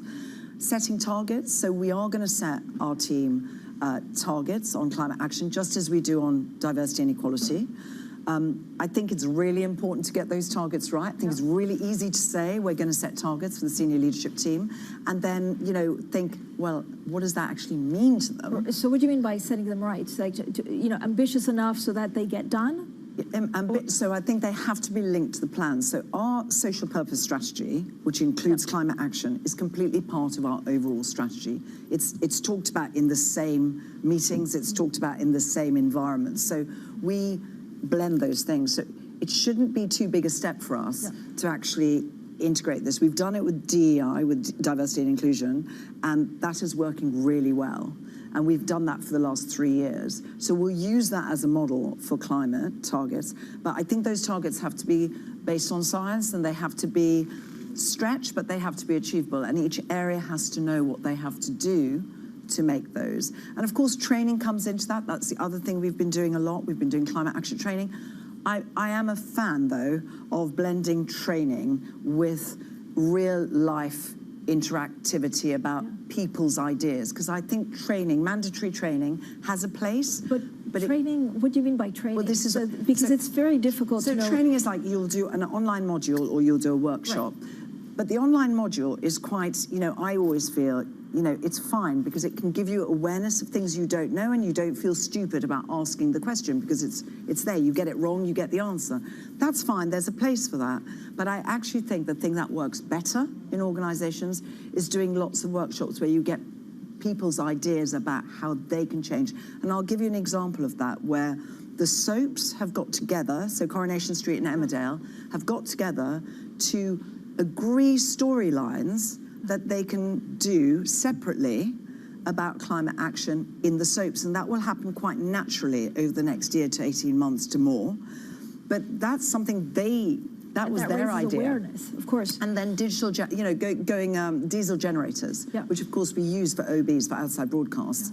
You know, Emmerdale phased those out. They just decided they weren't going to use them. They were going to test other generators so that they reduce their carbon footprint. So I think getting those ideas in from various people that work in the organization is really important. Caroline, so we have a lot of chief executives that come on and say, you know, this is what we pledge, this is what we want to do.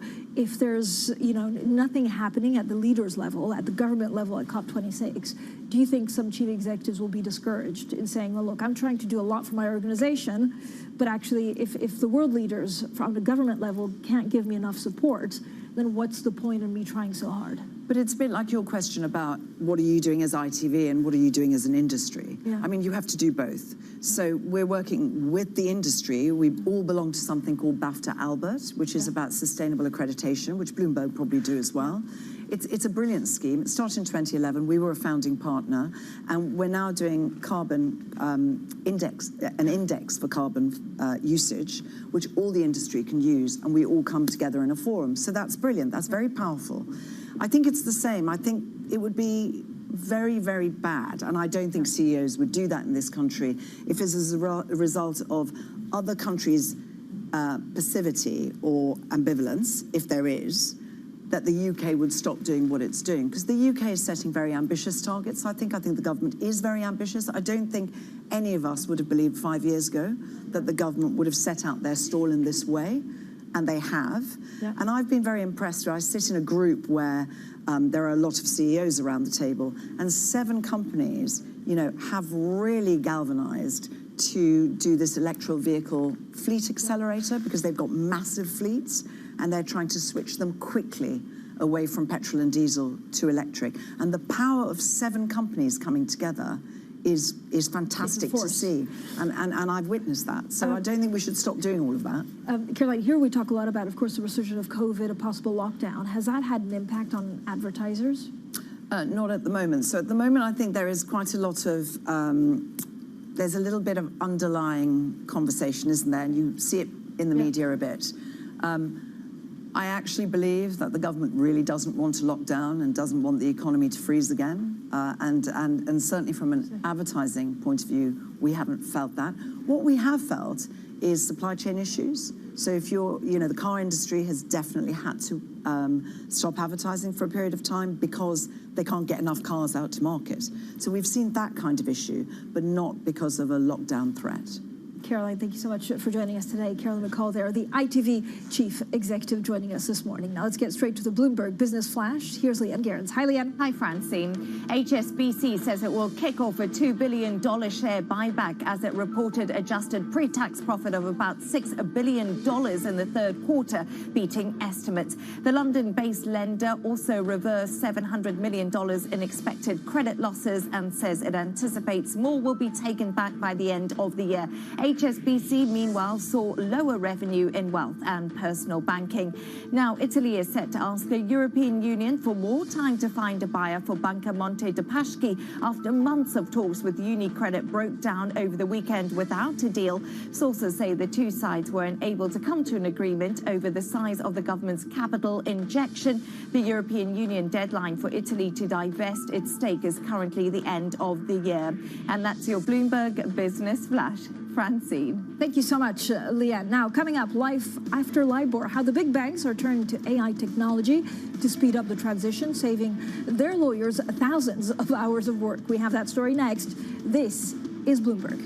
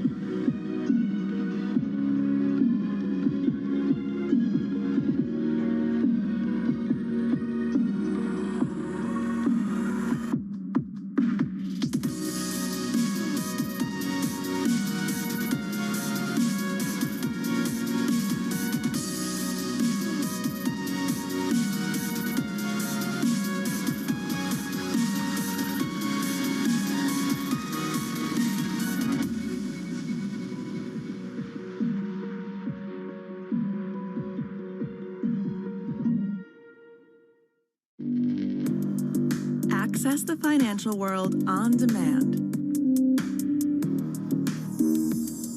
Hear from leading economists, policymakers, and industry experts via live and on-demand webinars, only from Bloomberg. Start exploring to see what's moving the markets. Visit Bloomberg.com/webinars. it's really a reminder, isn't it, just how sensitive the markets are to any commentary about trade. We did see some pressure on the yuan, we did see some pressure on the futures. That is now being reversed.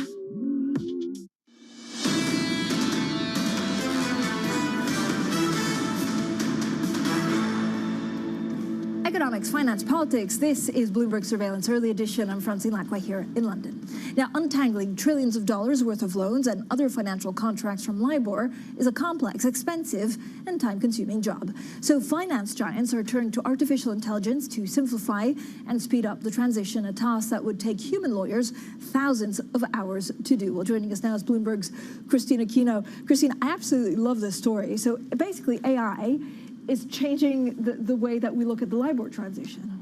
Absolutely, Francine. I mean, you know, the goal of any AI-driven operation is efficiency, and it's no different for the LIBOR transition process. Banks are increasingly using this technology because it's, as you say, it's a very grudging work. You know, it takes tens and thousands of hours, but with AI, it's making that process a little bit easier. You know, we've heard from Morgan Stanley, who says that this has saved them 50,000 hours of manpower and $10 million in legal fees. Others like Goldman Sachs say that it's also speeding up the process drastically. So I would say that this is kind of a game changer in terms of kind of speeding up that LIBOR transition process, making it easier and more cost efficient for banks. So how are banks deploying this AI?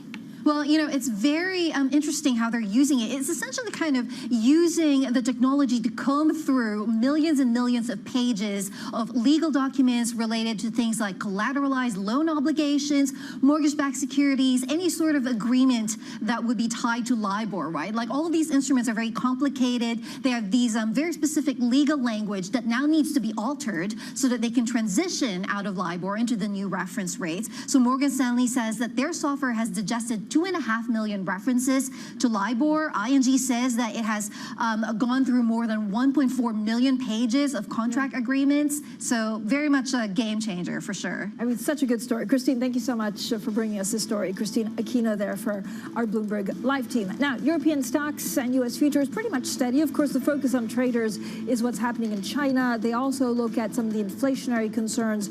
And then there's the tech companies reporting, starting with Facebook, a little bit later on. Bloomberg Surveillance Early Edition continues in the next hour. Danny Berger, Matt Miller, Kaylee Lyons. This is Bloomberg.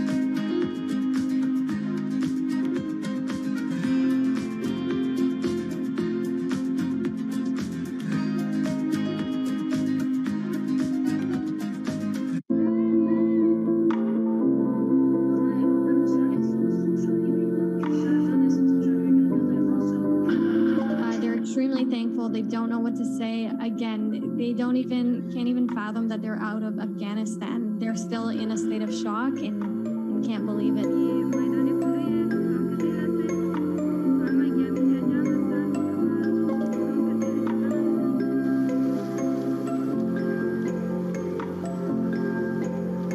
What we have built through this process is essentially a mechanism for getting oppressed women and girls out of Afghanistan.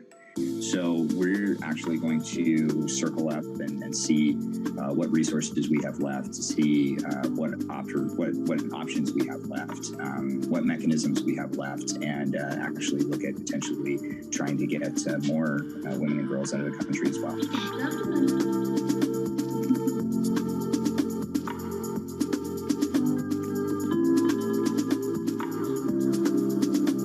We've been through a lot, us as as a team. I know sleepless nights, but you know what? There's nothing more satisfying than knowing that you've saved many lives, and will continue to support these girls on their missions.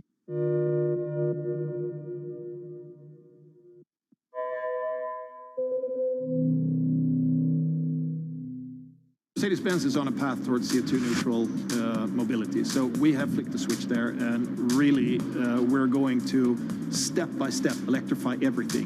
And what does that mean? Combustion engines get electrified. From New York City. We're in London, in Sydney, in San Francisco. 9 a.m. in Beijing and Shanghai. Good morning, everyone. Have a great evening. This is Bloomberg Daybreak with Lee. Balance of Power on Bloomberg Radio. Welcome to Daybreak Australia. This is Bloomberg Technology. And this is Bloomberg Green. To recap the headlines. You do not want to miss this story. Really good news on the jobless claims front. How are you thinking about those dynamics?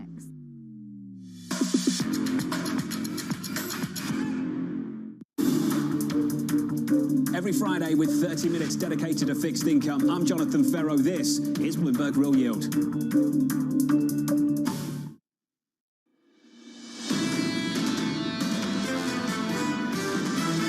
We are going to see shortages that persist into 23. But, this is the bottom, and it will just start getting a little bit better every quarter next year. The story this earnings season is that everyone thought that we were going to get cost squeeze, and what we're actually getting is demand disappointment. We'll see how the economy plays out and earnings play out in the second half of next year. I think it might get a little bit trickier as we return back to trend growth. This is Bloomberg Surveillance, Early Edition, with Anna Edwards, Matt Miller, and Kaylee Lines. It's 10 a.m. in London, 11 a.m. in Berlin, 5 a.m. in New York, and 5 p.m. in Hong Kong on this Monday, October 25th. Our top stories today. Investors gear up for a busy week of earnings. Big tech and European banks take center stage, with HSBC kicking it off with a beat and a buyback. Turkey spat. The lira falls to a record low as President Erdogan says ambassadors of 10 countries are no longer welcome. And making progress, President Biden holds a rare Sunday meeting with Joe Manchin and Chuck Schumer to secure a framework agreement on his tax and spending plan. I'm Danny Berger in London alongside Matt Miller in Berlin and Kaylee Lines in New York. Anna Edwards off today. Kaylee, it is, to say the least, a mixed start to the week. I know we're in the middle of earnings here. They're coming fast and thick, but those inflation concerns really just simmering in the fore. Yeah, and you can absolutely see that reflected in the break-evens. We had the U.S. Treasury Secretary Janet Yellen talking about inflation over the weekend, saying maybe it'll last until mid-2022. So that's something the market has to digest. As for how that was digested in Asia, it was broadly an up day for Asian currencies and bonds. A mixed day for stocks, though. The Nikkei in Japan was the big underperformer of the major benchmarks, down about 0.7%, while stocks were flat in Hong Kong, but higher in China by about 0.4%. In China, there is fears that the outbreak of COVID currently underway could get a lot worse, but Chinese state media trying to allay some concerns about a possible economic slowdown, saying China is still confident in its growth target, so that helped Chinese stocks higher on the day. One outsized mover, though, in the Asian session was Evergrande's new energy vehicle, basically its EV business. Shares surged 11% after Evergrande's chairman says it wants to wind down its focus on real estate and instead focus on making vehicles. In other asset classes, I would point to thermal coal, which has declined for a fourth day. Futures down the better part of 5% today, down 30% in the last 4 days as China really tries to rein in on those prices. And then finally, the big story in FX is the Turkish lira, weaker against the dollar by 1.3%, another record low after Erdogan said that 10 ambassadors, including from the U.S., France, and Germany, are no longer welcome. A diplomatic spat, and we'll have more on that in just a second. Now, as for the picture here in the U.S., we are coming off of a 7-day winning streak on the S&P 500. That ended, though, on Friday, and we will see if we can gain the momentum back after that slight down day on Friday. Right now, S&P 500 futures are up about 0.1%. In the bond market, we are seeing yields moving higher. We're up about 2 basis points on the U.S. 10-year Treasury yield to 165. Oil continuing its gains. We're at 84.61 on WTI. And then just a quick check on Bitcoin, Matt. Positive on the day, up 2.7%. But still south of $63,000, so still below the record reached last week. And it was actually the Shiba unicorn. Shiba Inu. I don't even know if I can pronounce it correctly, but that is really where the action was over the weekend, Matt. Yeah, in a sense, sadly, but also, I guess, amusingly, Shiba Inu kind of taking the spotlight over the weekend, Kaylee. Let's take a look at what's going on in Europe. We see kind of a mixed picture here for stocks. You can see that France is down, but pretty much everyone else in Western Europe is gaining. It's really a story of individual company stories. Earnings are front and center with HSBC, as we mentioned there at the top, buying back more shares than expected, a $2 billion buyback, plus $6 billion in profits in the quarter, and revenue turning higher for the first time in almost 2 years. We've seen revenue move. The CFO, Ewan Stevenson, said we could be at an inflection point there. But there are a number of other, I think, really fascinating corporate stories. BP and Piaggio agreeing a partnership on electric vehicles. Piaggio, of course, is the owner of Vespa, as well as Moto Guzzi and Aprilia. So Piaggio is going to work with BP in not only putting charging stations at BP's gas stations, but also maybe shifting out batteries. So you could roll in on your Aprilia Tuono and take out the battery, assuming that ever becomes electric, and they put a new one in. I also think it's interesting that SAP is one of the biggest gainers today. Of course, it trades both in Germany as well as in New York. SAP's chairman and co-founder Hasso Plattner buying back almost $40 million in stock on Friday. So watch that. And then on the downside and kind of in sad news, Novartis had a drug that was supposed to fight lung cancer. It didn't meet expectations in clinical trials, and as a result, Novartis is down. You can see it's only 0.7%, but Novartis is actually one of the heaviest stocks on the Stock 600. Novartis and Roche are both huge weights on the benchmark index, so when they drop even by a little bit, it tends to move the needle. I also want to point out bunds. We're getting closer and closer to zero. When I looked about an hour ago, we were at negative 8 100ths. Now we're at, tenths. Now we're at negative 9 tenths, just about 10 basis points below zero. So this is a 3-month look. We're getting closer and closer to that point, which could change the way investors see European debt, Danny.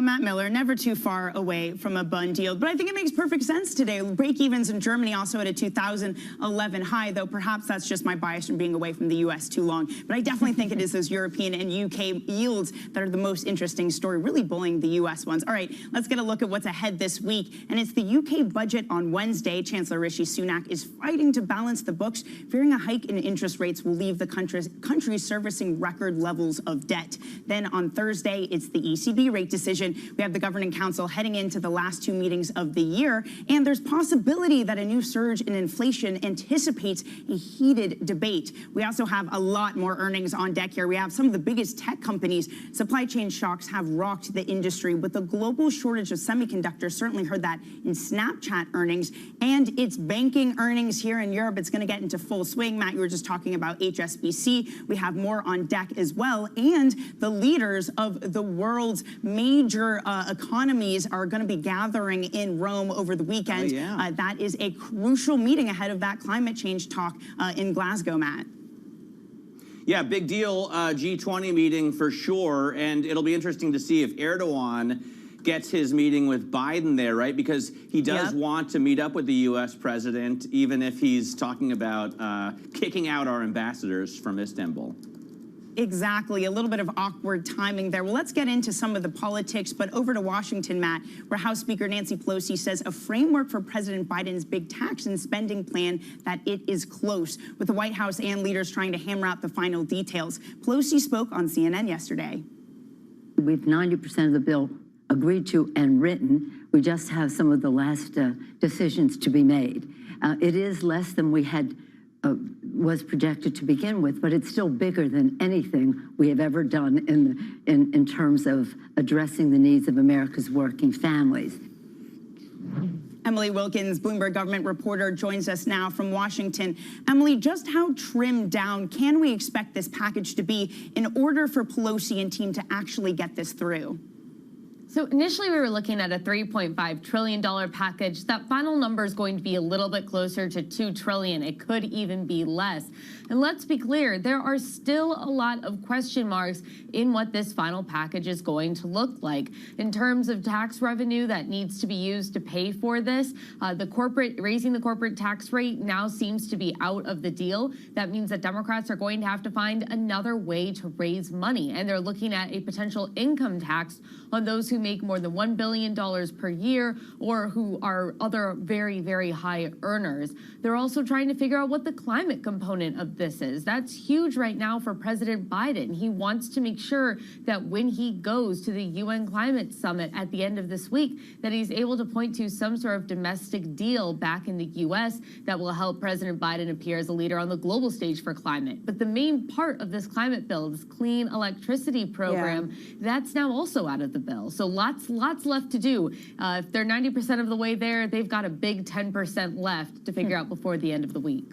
All right, so they have to figure out the economic package before the end of the week. They also have to figure out what they're going to do about the debt ceiling by December 3rd. And Nancy Pelosi yesterday said that reconciliation is an option, but she is hoping for bipartisanship. Is bipartisanship looking any more likely than it was last month?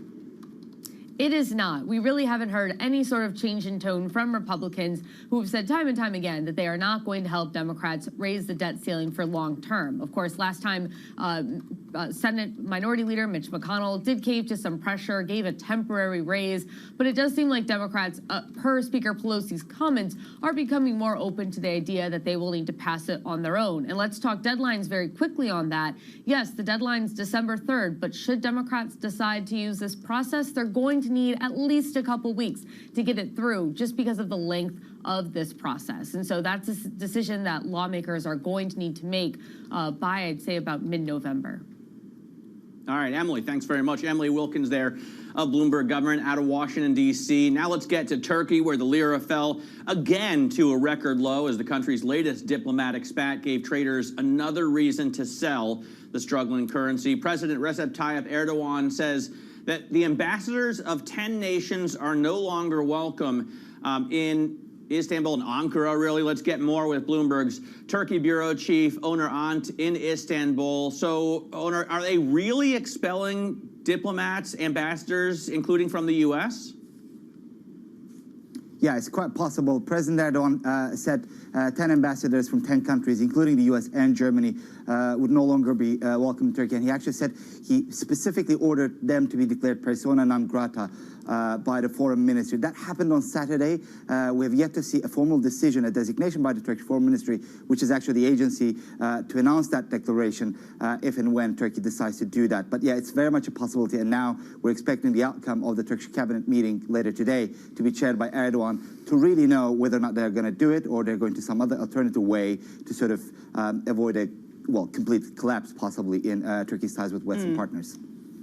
All right, so perhaps another risk event on the calendar there. Thanks so much. That's Bloomberg's Turkey Bureau Chief, Onur Ant, in Istanbul. Now to banking, where HSBC outlined a bullish outlook for the months ahead, given the increasing likelihood of interest rate increases. The bank said it would also soon kick off a higher than anticipated share buyback. The CFO spoke to Bloomberg's Manus Cranny earlier. Today's $2 billion buyback is an important step, I think, and it shows confidence that we have in the underlying performance of the business and outlook, and shows a commitment to try and normalize our capital base. Let's get more with Bloomberg's Tom Metcalf. So, Tom, it certainly is buybacks that will have the market excited. But of course, what investors really want to see are more paybacks, more payouts, more dividends. How likely does that look given today's earnings? Yeah, absolutely. So the buyback's kind of the headline figure from today. But what the investors are going to be really looking at is really from the end of Q4. They're expecting, obviously, a full-year dividend. And then the question is for 2022, will HSBC go back to quarterly dividends, which it did before the pandemic? Or as it's currently done this year, it's just done one interim dividend and then one full-year dividend. So that's what most investors are really looking at going forward. We're also following very closely, Tom, the UniCredit story ending its talks on Montepasschi. What do we know? Yeah, so big news out of Italy. Basically, that's been discussions, I think, between the Italian government and the Italian lender UniCredit for months now. And on Sunday, those talks effectively collapsed, which basically means Italy needs to find a new buyer for Montepasschi. And question is who, because UniCredit was really seen as the main option there. So the fact those talks have collapsed is, big news for EU finance. Yeah, banking M&A in Europe still really, really hard to come by actual deals. Thank you so much to Bloomberg's Tom Metcalf. Now let's get back to the markets and take a look at some stocks moving in pre-market trading here in the U.S. And I have to begin with two stocks, Pinterest and PayPal. Of course, Bloomberg reported last week that PayPal was looking at a $45 billion potential deal to buy Pinterest. PayPal saying today that they are not, in fact, going to pursue this acquisition. As a result, Pinterest shares are down about 11% in pre-market trading, while PayPal is higher by about 6.3%. And another mover to the upside is Remark Holdings. This is a holding company for software. It is up 263%. Yes, 263% in pre-market trading. This is a very, very small company, only has a market cap of about $220 million. But with price action like this, Danny, you can bet this is a meme stock. It's getting a lot of touts on Reddit. Oh, yeah, that's a very telltale sign. Kaylee, with that PayPal story you covered, if anything, it's a bummer it's not happening because that would have pushed us over the edge for it to be the biggest year ever when it comes to M&A, so maybe kicking the can down the road on that one. All right, well, coming up, pricing pressure. Treasury Secretary Janet Yellen says she expects price increases to remain high. However, she rejected the criticism that the U.S. risks losing control of inflation. And a beat and a buyback. We'll have more of HSBC's results and the European bank earnings season. We speak to Octavio Morenzi, founder and CEO of Optimus.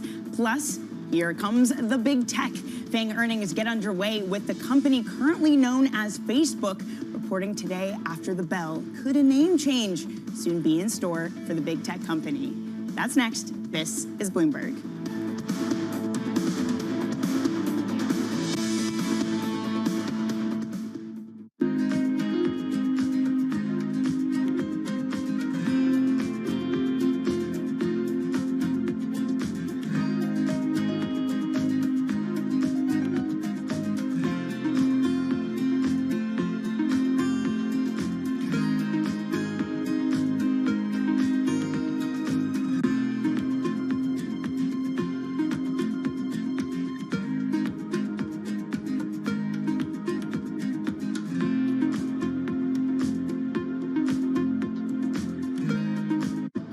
When you look at technology, how should we be looking at big banks and technology? Technology is our friend. So it's helping us transform the bank fundamentally. And in fact, we're speaking, I think, as we speak, to our shareholders around what we've done and how we've transformed the bank. We also see technology and technology companies as partners. So some not of our rivals. We know that there are big parts of what have been our business historically that will be absorbed into convenience platforms. And by convenience platforms, whether that's Amazon or Facebook or Alibaba or Tencent or something like that, those are platforms that are just very convenient for people to conduct their day-to-day financial affairs. And it'd be very difficult for a bank to compete with that. Now, in some cases, I'd say, let's say in Africa, we are setting up a competing platform to the convenience platforms. And we're working with technology companies and mobile telephony companies and others to create a platform of our own. But for the most part, we're going to be playing on somebody else's platform. Watch Bloomberg Surveillance to learn how to look at markets, how to look at trends, and how to look younger. What do you think, John? Botox, or do I really need to get something done? I think, Tom, if we just change the style up a little bit. You think so? Yeah, You drop look great. the bow tie. Drop the bow tie. What, Drop skinny the bow tie? Yeah.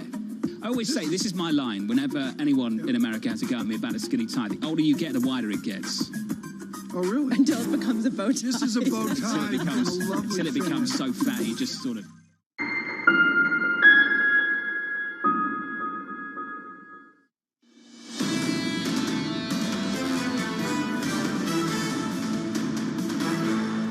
We are going through a period of inflation that's higher than Americans have seen in a long time. And it's something that's obviously a concern and worrying them, but we haven't lost control. And as we make further progress on the pandemic, I expect these bottlenecks to subside. Americans will return to the labor force as conditions improve. That was U.S. Treasury Secretary Janet Yellen speaking on CNN yesterday. And joining us now to talk more about inflation is Kriti Gupta, Bloomberg Markets reporter. So, Kriti, Janet Yellen says, okay, mid-2022, the market looking at break-evens thinks it's going to last a lot longer than that. Oh, absolutely. And you're already seeing it getting priced in. I mean, tapering is in the rearview mirror. That's kind of seen as this basically something that's already been priced in. Now we're talking about actual rate hikes. If you look at the Fed funds pricing, for example, pricing in a full rate hike in the year ahead, and specifically a 70% chance of one in June of 2022. That's that magic figure or that magic time that Janet Yellen's really pointing to. And I mean, this makes sense as we start to see commodity prices rise, as we start to see a lot of these other bottlenecks that really aren't getting solved even ahead of holiday season when a lot of people are talking about even meeting capacity. And I think you even saw that in tech earnings, for example, the best example being advertisers just don't want to advertise because they're worried about meeting capacity. And that's something that the Fed and Janet Yellen apparently is starting to clearly get wind of.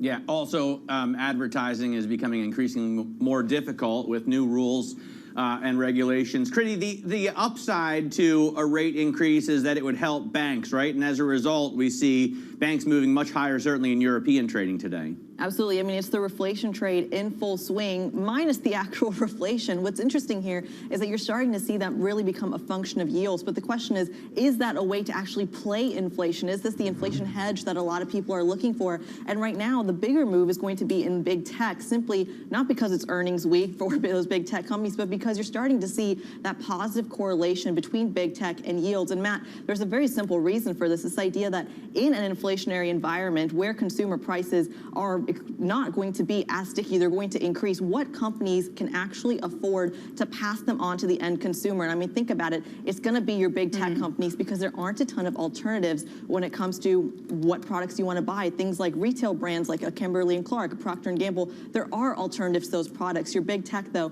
much easier to pass on those costs. All right, Kriti, but what's the argument here for Bitcoin as an inflation hedge? Well, what's interesting is that Bitcoin is actually turning into a little bit more of an institutional trade rather than just a retail trade. And you can see that with the volatility slowing down a little bit and the fact that it's becoming a part of this cross-asset trade. So we've been talking about break-evens going higher and higher. I believe the 5-year break-even hitting that upper range on the Fed's target, hitting 3% on Friday. Bitcoin trading in line with that. So you start to see people say, well, if you can't get that yield in treasuries, for example, you can't get that yield in the stock market, maybe you should go to Bitcoin.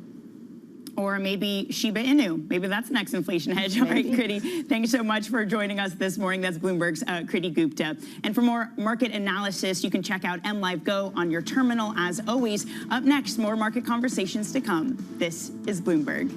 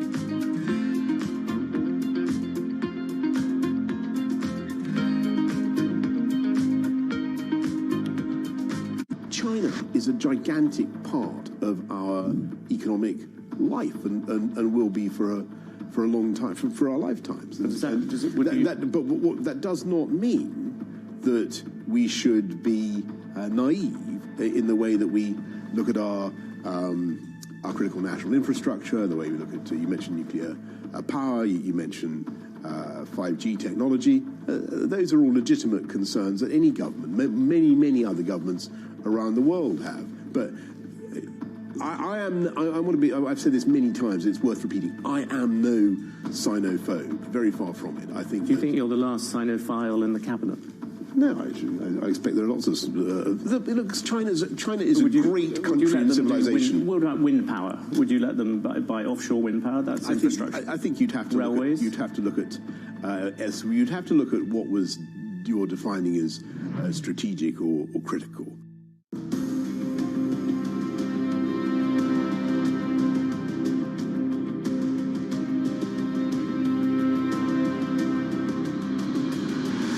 Countries, Francine, that are the equivalent, that equal 80% of all the emissions. Those 20 countries, above all, have to step up.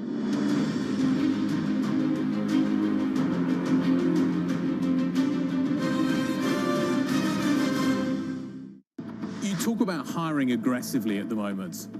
Can you walk me through how challenging that is at the moment? How difficult is it to find the right people? Well, things have changed. Again, the world has changed under the pandemic, and you all know worldwide, what the challenges with getting people back into the workforce.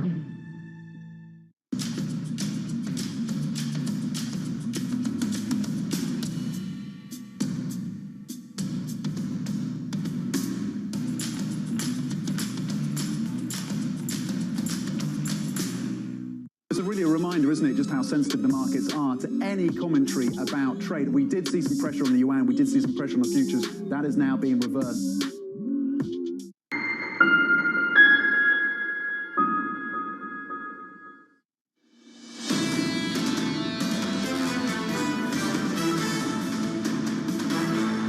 This is Bloomberg Surveillance Early Edition. I'm Kaylee Lyons in New York with Danny Berger in London and Matt Miller in Berlin.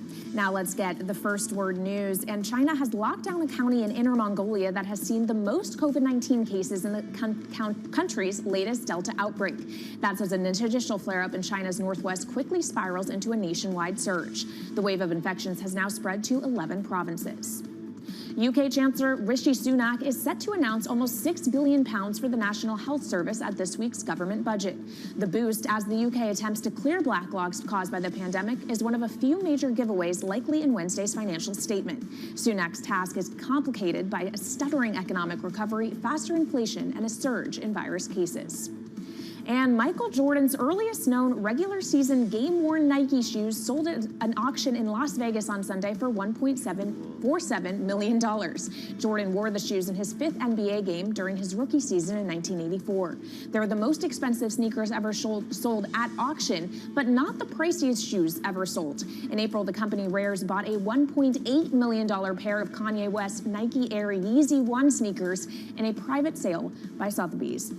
So, Matt, I got to be honest, if I had a couple $1 million, I'm not sure I would buy sneakers. Well, I think I'd have a long list of other things to buy, but the Jordans make sense to me. I mean, they're the earliest pair that we have from him playing an NBA game, and Michael Jordan is just an absolute legend. Fair. I don't get why you'd buy the Yeezy shoes. Kaylee, I also got to wonder, would this have been so expensive if it were not for The Last Dance? We all just finished watching it. You got to imagine that pumped up the prices a little bit here. The Netflix effect. It gets us all. Yeah, you got to love it. That HBO? All right, that was coming Netflix, right? That was HBO. You know what? If you can stream it, it's going to be good if you're looking to auction something off related to it. All right, coming up, we're going to talk more on bank earnings. We're talking to Octavio Morenzi, OPMAS co-founder and CEO. This is Bloomberg.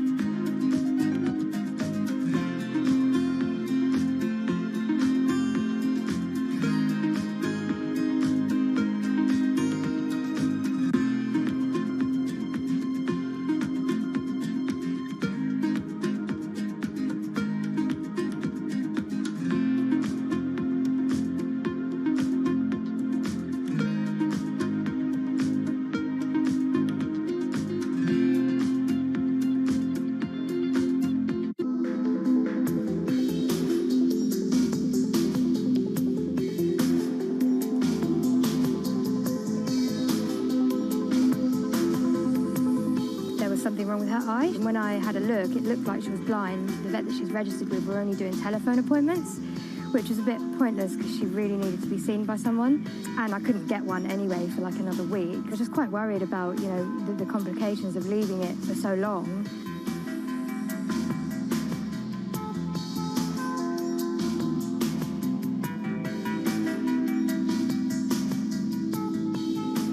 We've seen millions more animals becoming pets in the past year due to the people having increased time at home. What we're also finding is due to Brexit that we're having decreased numbers of European vets working over here. So unfortunately, we're unable to meet that current demand for pet services. Also, COVID's got the inevitable impact with people having to self-isolate.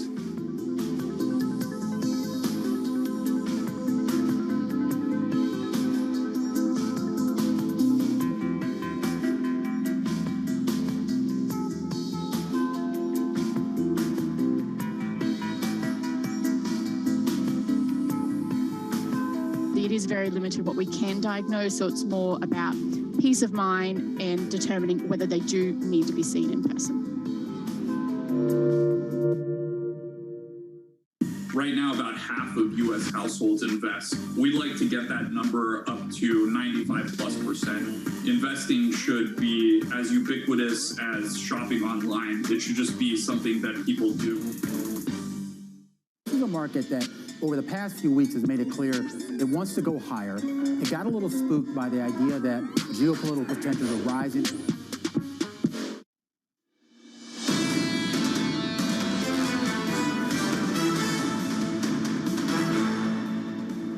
This is Bloomberg Surveillance Early Edition. I'm Danny Berger in London alongside Matt Miller in Berlin and Kaylee Lyons in New York. Matt, I feel like barely a day goes by when we don't talk about the market's concern about inflation, but I did just want to flag that natural gas is taking off yet again today, up 5% in the U.S. as well as Dutch futures. And I wanted to mention it because part of this is about the expected cold weather. And of course, Kaylee Lyons feeling the effect of a cold weather New York studio. Yeah, I mean, look, I saw the natural gas on my GMM this morning as well. I will say that even with the inflation concerns that we talk about every day, the supply chain crisis that we're also worried about, the labor shortage that all the employers we talk to complain about, we still see the S&P 500 at 4550 right now. So we continue to hit new records, and it's and we're in the midst of a bond sell-off, so it doesn't look like investors are particularly worried themselves. I will say, though, J.P. Morgan pointing out in a note over the weekend that we're seeing the most punishment to misses in the U.S. equity market in about 5 years, Kaylee. Yeah, since all the way back in 2017, on average, if you miss on earnings expectations, you underperform the broader market in the day after you report by more than 4%. So it sets the bar pretty high for big tech earnings that we get this week. As far as the equity price action this morning, I have to say, guys, I am really underwhelmed on this Monday morning. Literally unchanged on the Stock 600 in Europe. We go absolutely nowhere. And here in the U.S., we did snap that 7-day winning streak on Friday. Maybe we'll get our momentum back this week, but right now it's not looking like it because S&P 500 futures are up less than 0.1%, only 3 points right now. A little more action in the bond market. We're moving up a little more than 2 basis points on the U.S. 10-year Treasury yield to 165. And then copper also, I wanted to point out, getting a little bit of a lift here, up about 0.6% after 2 days of relatively heavy losses.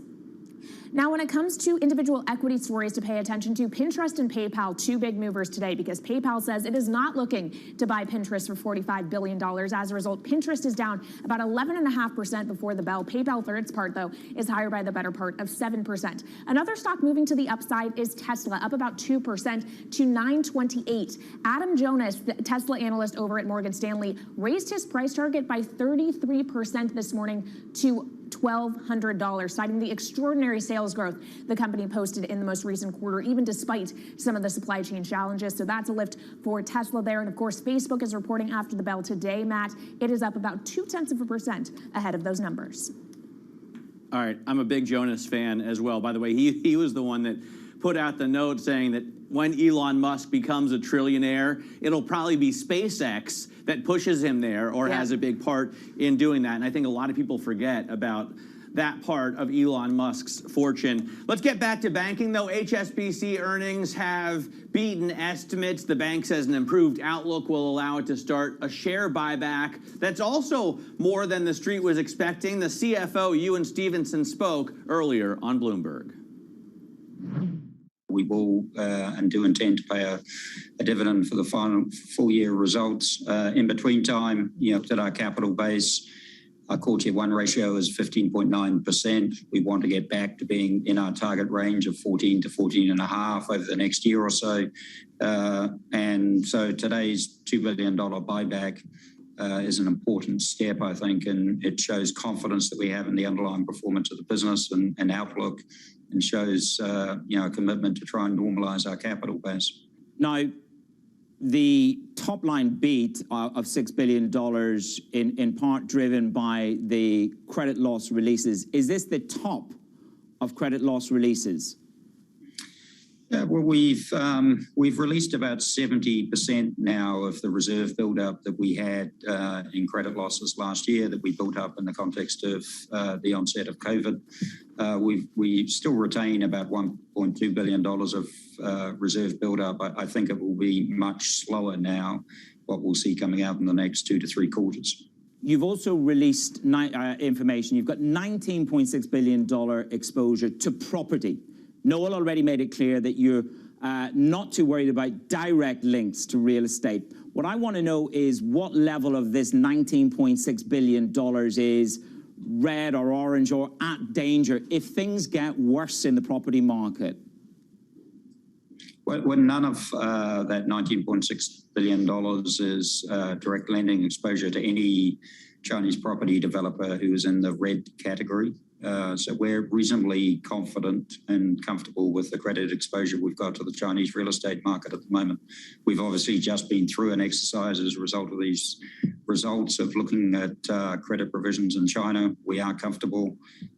We've managed to write back a significant amount of ECL reserves this quarter, and I think you should read into the buyback the fact that we are confident about where we're sitting at the moment in our risk positions. Give me your perspective. Noel talked about the second and the third round impact on capital markets and bond markets. Ewan, given the ongoing Evergrande saga, do you think we're only beginning to see the impact on markets, or are we nearer the end? Look, I think the Evergrande situation has been well telegraphed to the market for months now, so people have been able to adjust, take views. So I'm not saying never, but our view is that we're not going to see any material fallout as a result of this. Do you think the Hong Kong market, I mean, Hong Kong is a critical market for you. Is the Hong Kong property market insulated? Do you get a sense from what's happening with Evergrande? Well, Hong Kong, as you say, it's a third of the group's profits. It's our most important market. I think that the Hong Kong real estate market has proved to be resilient through many, many cycles. There is effectively a shortage of good quality property in Hong Kong, and our exposure to the Hong Kong property market is significant, but our coverage ratios are high. And we don't see any particular spillover impact at the moment into Hong Kong. HSBC CFO Ewan Stevenson there speaking to Bloomberg's Manus Cranny. Let's dig more into bank earnings. Joining us now is Octavio Morenzi, CEO at Opimas. Octavio, first off, thanks so much for joining us this morning. So we heard from a pretty optimistic Ewan Stevenson there, and our banking analyst at Bloomberg Intelligence, Jonathan Tice, flagging to me that typically HSBC is very conservative. What do you make of the very upbeat projections coming from the lender? Well, I must say, I looked through the earnings that came out this morning, and I can't say they were a disappointment. They were solid in the sense that profit went up about 76%, so that's spectacular to see that kind of increase. But almost all of that is due to this release of loan reserves and loan loss reserves. And that's kind of a one-time effect. As you pointed out, they've now released about 70% what they squirreled away during COVID. So now they're getting to the end of that process, and pretty soon they're not going to be able to boost earnings using that. If you actually look at the underlying revenues, sort of the top line growth, is actually slightly negative. So they have slightly lower revenues this quarter than the same time last year. So that's a bit concerning. It's hard to see where the momentum is going to come from in the next few quarters. I think it's looking pretty flat. I thought it was actually kind of lackluster, their earnings. In the next few quarters, it's difficult, but I wonder about the next few years, Octavio, because HSBC is putting a lot of eggs in their Chinese basket. Well, I mean, a few years out is so hard to say. You know, who would have predicted what happened this past year in terms of the market? So yes, HSBC is unusual amongst banks in Europe or the US in terms of the exposure it has to the Chinese market. And I think this whole Evergrande saga is not over yet. I mean, I think at some stage, the People's Bank of China will intervene there and will basically bail them out and have some sort of approach where they buy up the bad debts the way they've always done in the past. I believe that probably foreign bondholders and lenders are probably going to take a bit of a haircut on the lending, but they don't want this thing to fall flat on its face. So I think the Chinese government will intervene there and basically prop it up. They've said they would do that for retail home buyers who had bought properties through them, but I think they'll do that for the broader market as well, for anyone who's lent to them. So I think that's the direction they're going to go. But China's not looking fantastic, so it remains to be seen whether HSBC's bet on China is going to really pay off. Yeah, this is exactly where I was heading, because our Tom Hancock and Enda Curran wrote a great story over the weekend pointing out that Bank America and Citi are among those that are sounding the alarm on the Chinese economy, saying growth, you know, it might be even less than 5% next year, which would be disastrous. Are you concerned about not just HSBC, but a number of banks have placed big bets in China? I'm very concerned by China. I mean, if you look what's happened over the course of the past few months, the Communist Party has sort of taken a bit of an authoritarian bent and has cracked down on technology companies, and they put price caps into place for electricity, which has led to blackouts. People can't generate enough electricity at the prices that the market has to pay to them. So it's hard to see where that growth is going to come from in China. I think we're seeing really sort of severe constraints in terms of production, in terms of industrial output. Due to these electricity blackouts, that's going to be a constraint on growth. And it seems that the government in China is really sort of cracking down all over the place. So I think it's far from certain they're going to hit 5% over the course of the next couple of years. When we think about the banks specifically, Octavio, what they've been benefiting from by and large on both sides of the Atlantic is a positive trading environment and a positive deal-making environment. So the investment bankers are doing quite well. Do you think the momentum in those areas can continue? I think it's going to be very hard to keep the momentum on the IPO side, on the investment banking side, what we sort of call classically the investment banking side of things. So that's going to slow down. Basically, the markets in the US have been going sideways since the beginning of September. So that big urge to go public and get your company out there listed is going to basically evaporate more or less. So I don't think in Q4 we're going to see nearly the kind of investment banking earnings that we saw. Those firms that had a strong exposure to equities trading did very, very well. And so banks like UBS, I think, are going to show spectacular earnings when they come out tomorrow. But bear in mind, fixed income trading and currency trading took a bit of a hit in Q3. So that was down about 20-30% of most banks. And so on the investment banking and trading side, the more you were exposed to equities, the better you did. And the greater exposure to fixed income, the worse you did. So that was sort of how things fell out there. And that hit HSBC in not a fantastic way, because they're a big FX shop and a big debt shop, not so big on equities. Well, obviously, the investment banking has been picking up the slack where loan growth is lagging, and that is especially true here in the U.S. What's the loan growth picture like for the European banks? I think it's kind of similar. So through the COVID pandemic, a lot of people sort of tried to pay down their debt and reduce their borrowing, and that's going on. So we're seeing sort of some weakness in terms of demands for lending. At the same time, deposits at banks around the world, certainly in Europe and in North America in particular, deposits are way, way up. So the banks are sitting all this cash and there's no one to lend it out to. So the sort of loan to deposit ratio has gone way down. So they're looking for people to lend, but there's just not that much demand. So they basically lent money to everyone who wants it. And at this stage, they're going to have to go in some different direction to get growth on that side. Of course, not a bad overall economic story if we have healthy consumer balance sheets. Octavio, thank you so much for joining us this morning. That's Octavio Morenzi, CEO at OPMAS. Now, coming up, Facebook kicking off a busy week for tech earnings. We have more on what to expect next. This is Bloomberg.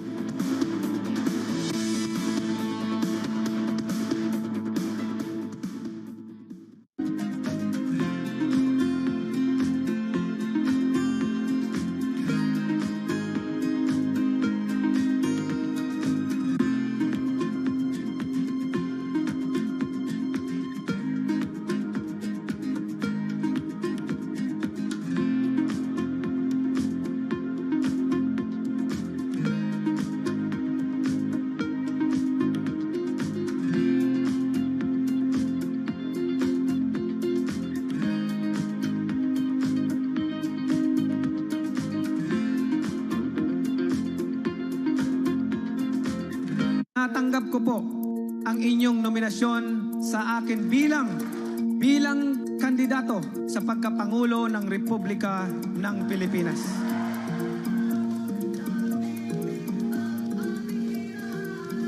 I am a fighter, and I will always be a fighter inside and outside the ring.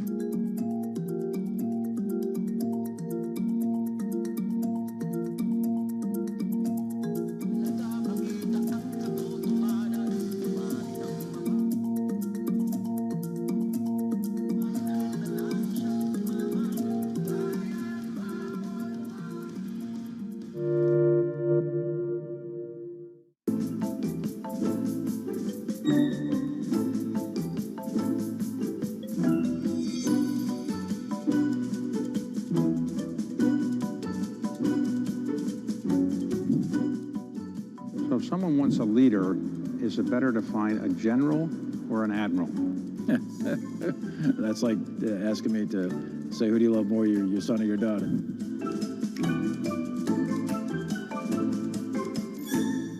The growth story in cannabis remains very strong, even after the sort of loosening of the pandemic. There was a worry that there might be wallet spend competition, but so far the cannabis sector seems to be holding up very strong.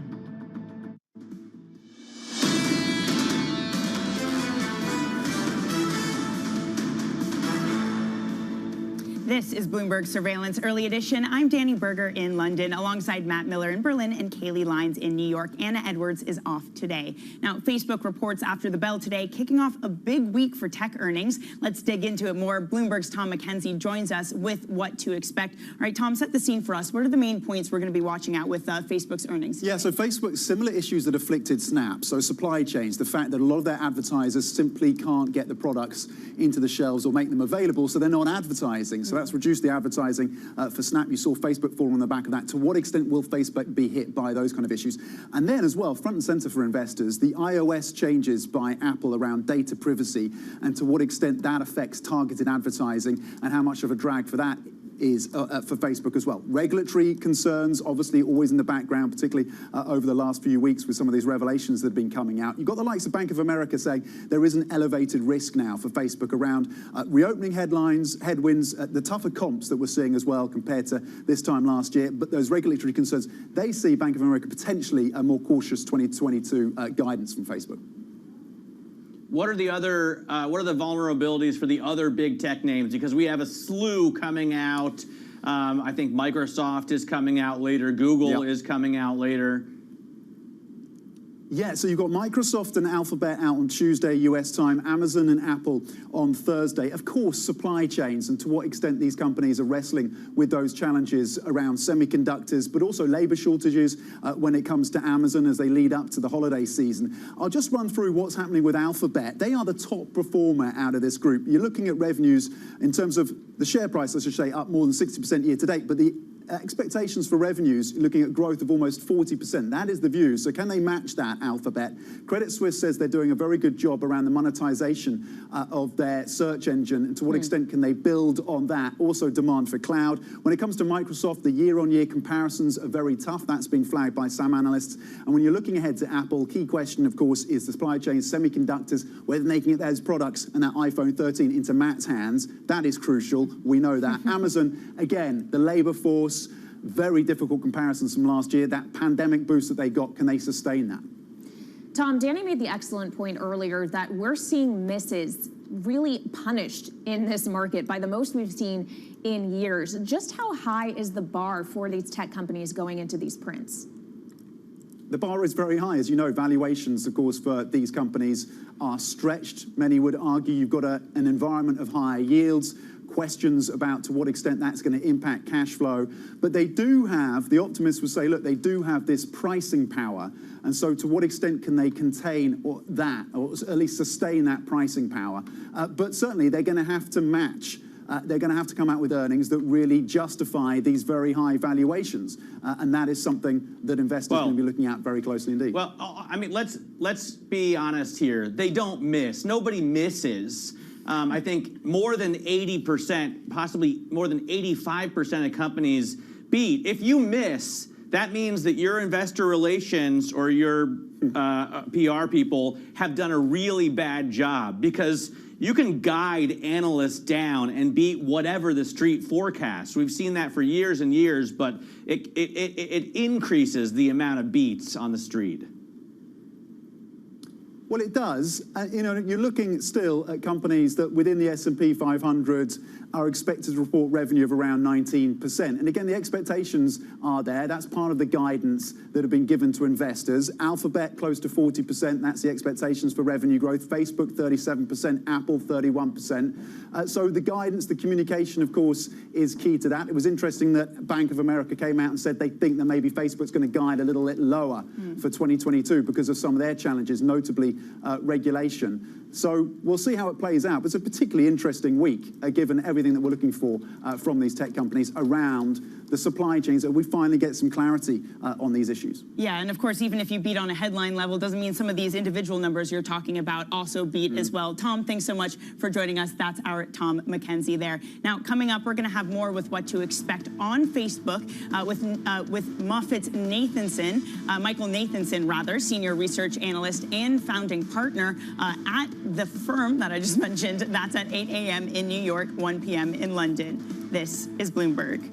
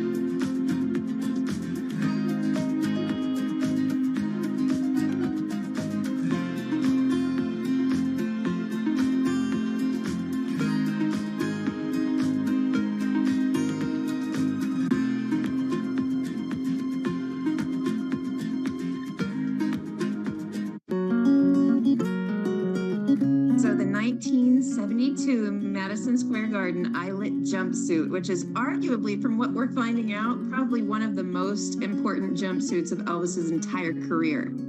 So it marked so many milestones, really, for him. It was used for an album cover. It was used when he performed Madison Square Garden, and he was the first performer to ever sell out 4 nights straight in Madison Square Garden. So he really started that whole thing that we see now in pop culture, where when you make it big, you do Madison Square Garden. So we're super honored to have it. I can honestly say that COVID has been unbelievable for internet-based and e-commerce businesses, because we have a captive audience. We have people home that really want something to do and need entertainment. So we do our best to try to give it to them.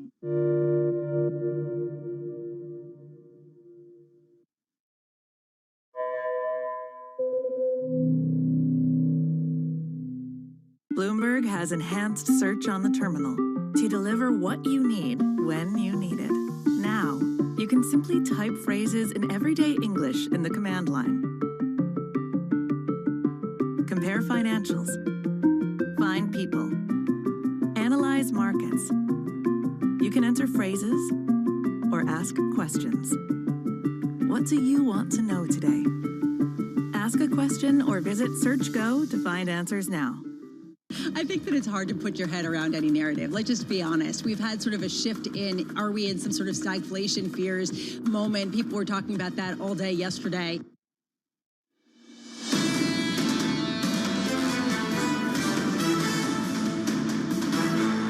This is Bloomberg Surveillance Early Edition. I'm Kaylee Lyons in New York with Danny Berger in London and Matt Miller in Berlin. Anna Edwards is off today.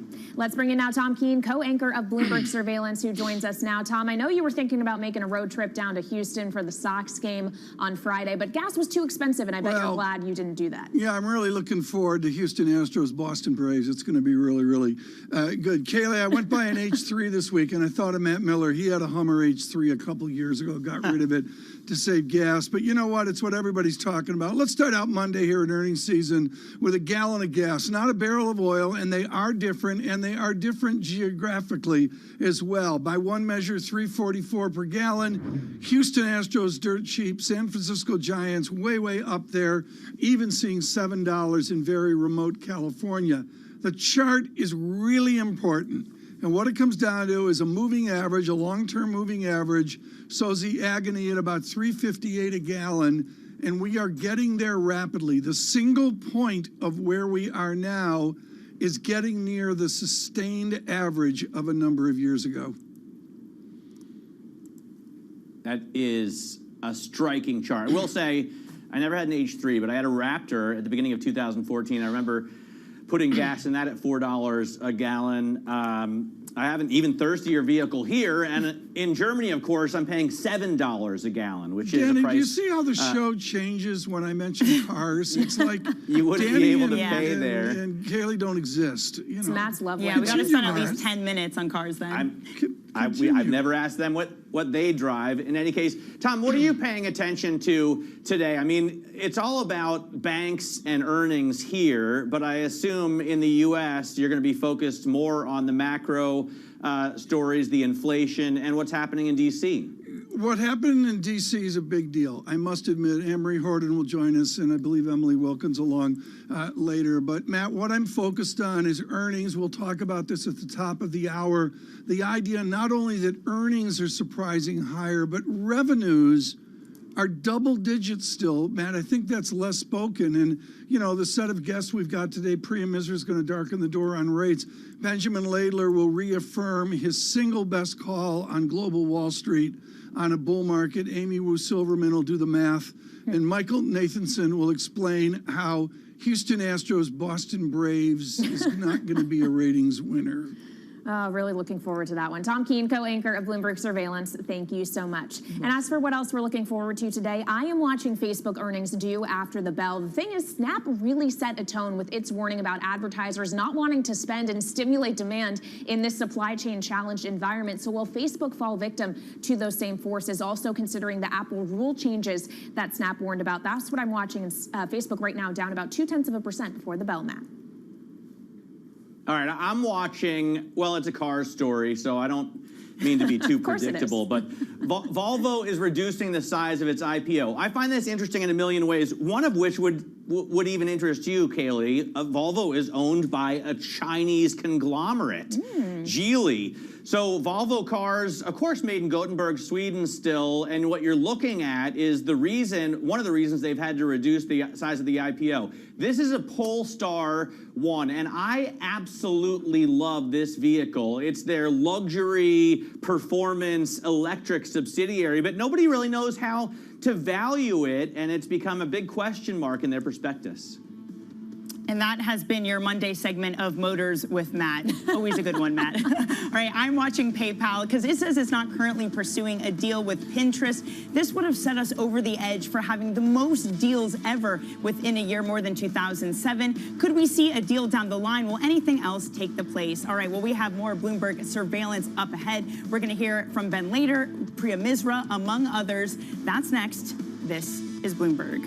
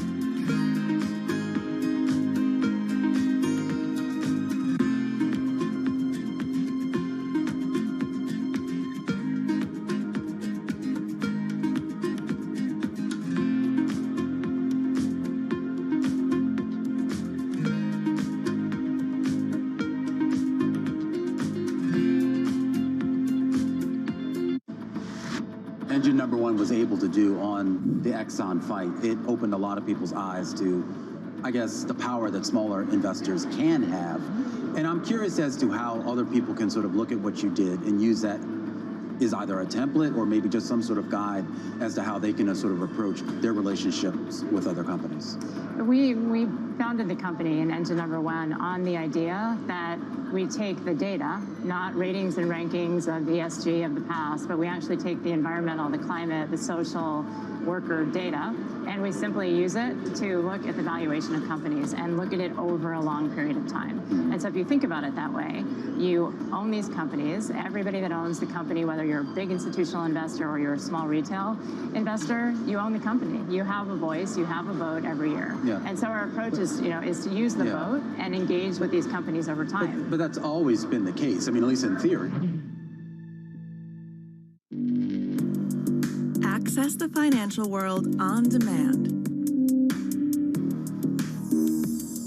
Hear from leading economists, policymakers, and industry experts via live and on-demand webinars, only from Bloomberg.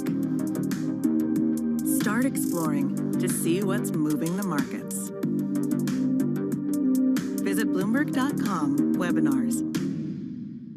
Google is saying it has accelerated innovation in the country, and it's planning to appeal the FTC's decision.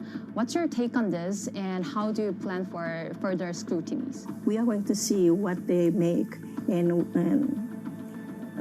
what changes they are actually bring to this market.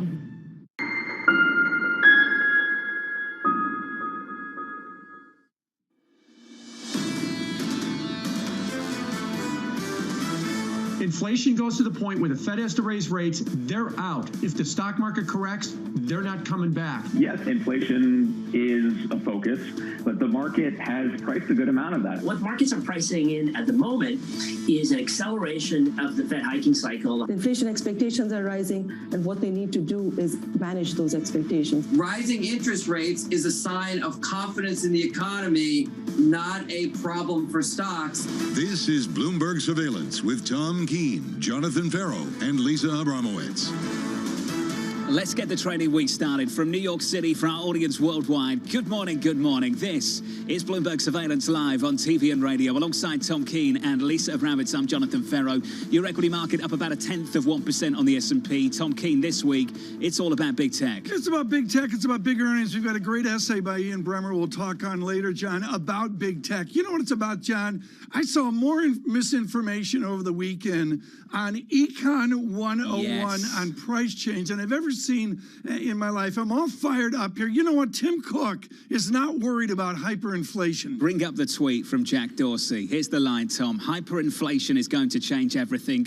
Okay. It's happening. Now, let me say my piece and you say yours. Please. You can't just say, this is a guy with a beard. He says things like this over on Twitter. He's crazy, but he's rich. He's a little bit eccentric. Tom, this is the CEO of a $100 billion firm in the financial service sector.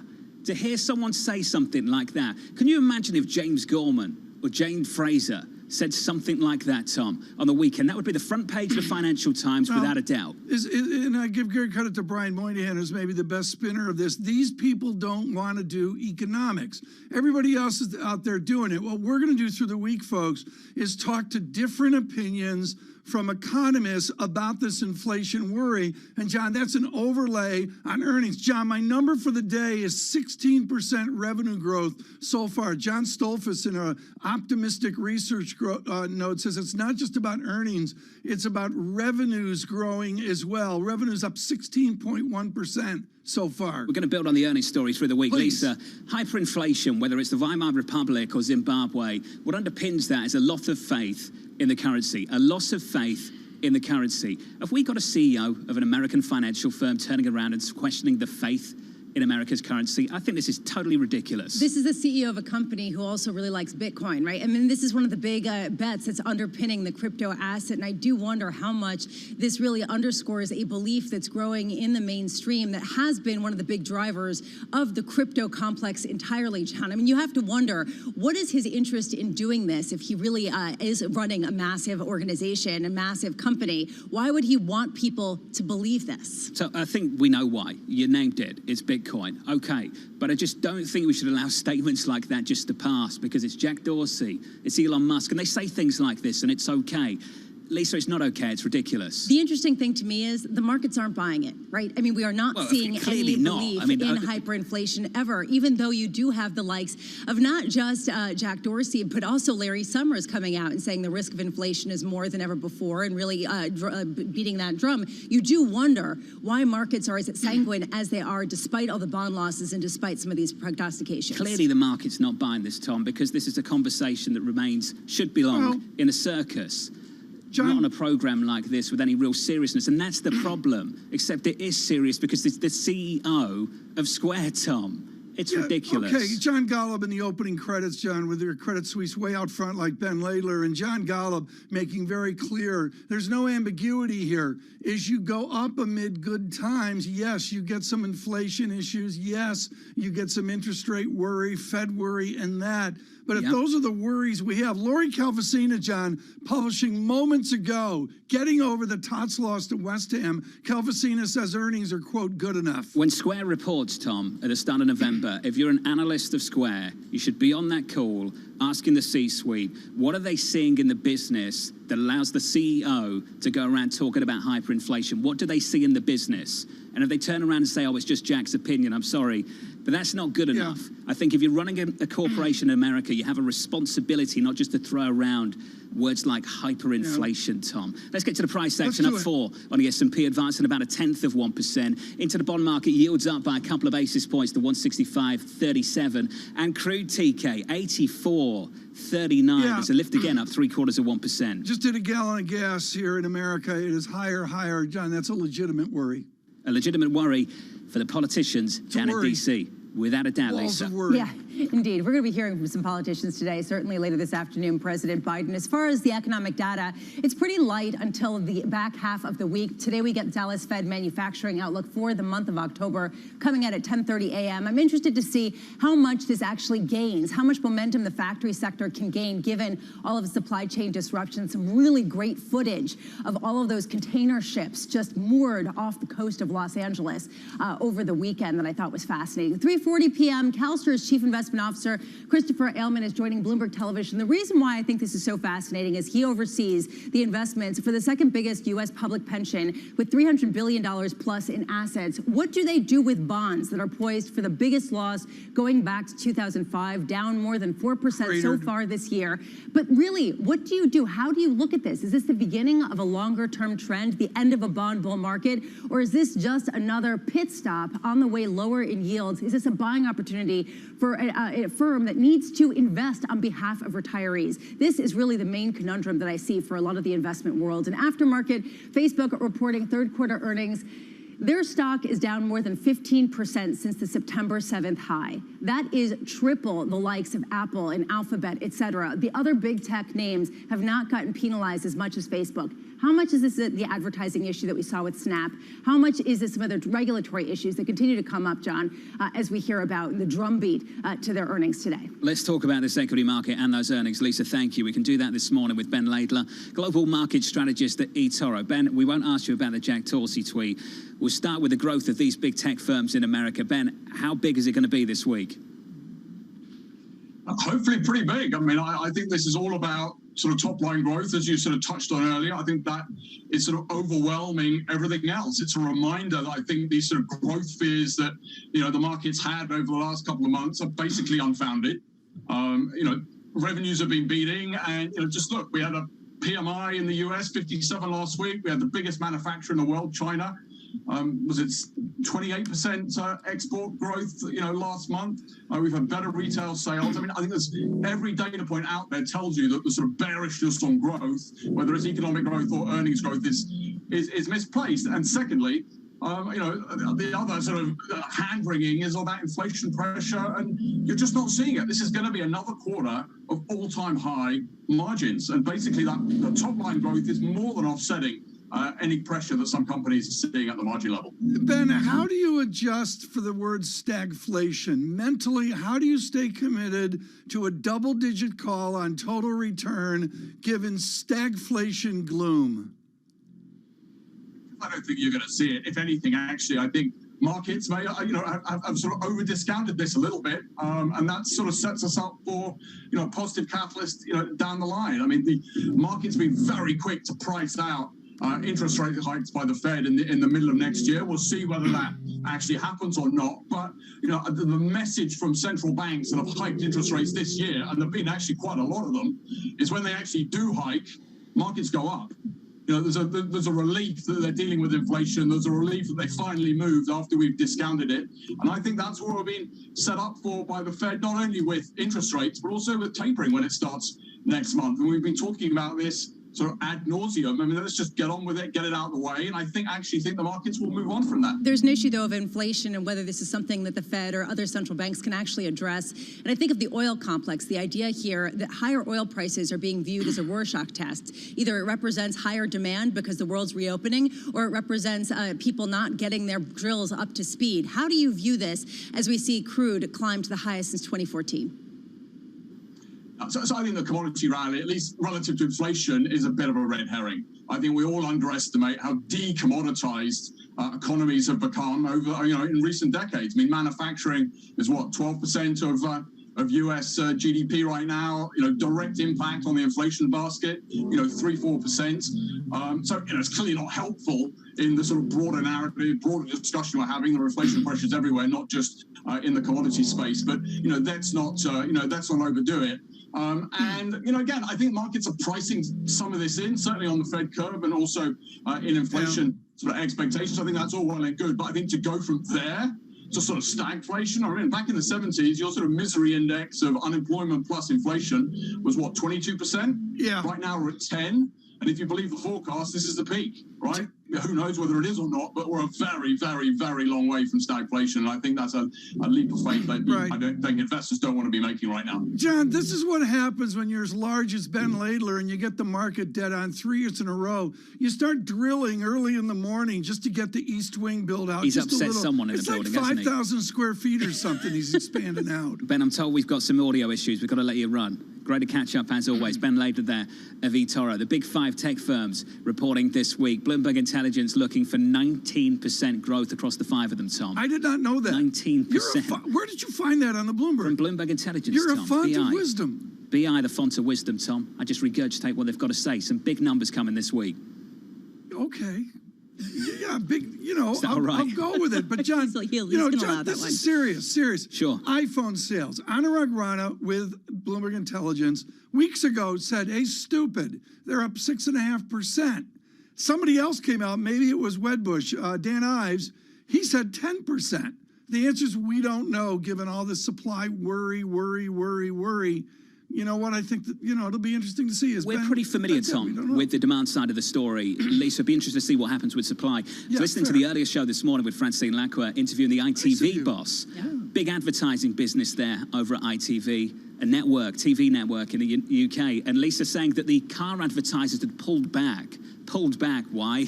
Because they don't want the incremental demand, do they? No, because they can't meet it. And frankly, that's what we saw with Snap, right, last week. The idea is how much does this sort of give a sense of what we should expect with Facebook? And what happens if Facebook disappoints on that, too, given what Google's revenue looks like? Facebook, Snap. A little bit later. Tom, do you want to talk about Manchester United now? Or no, I save on that. You're better at that than me.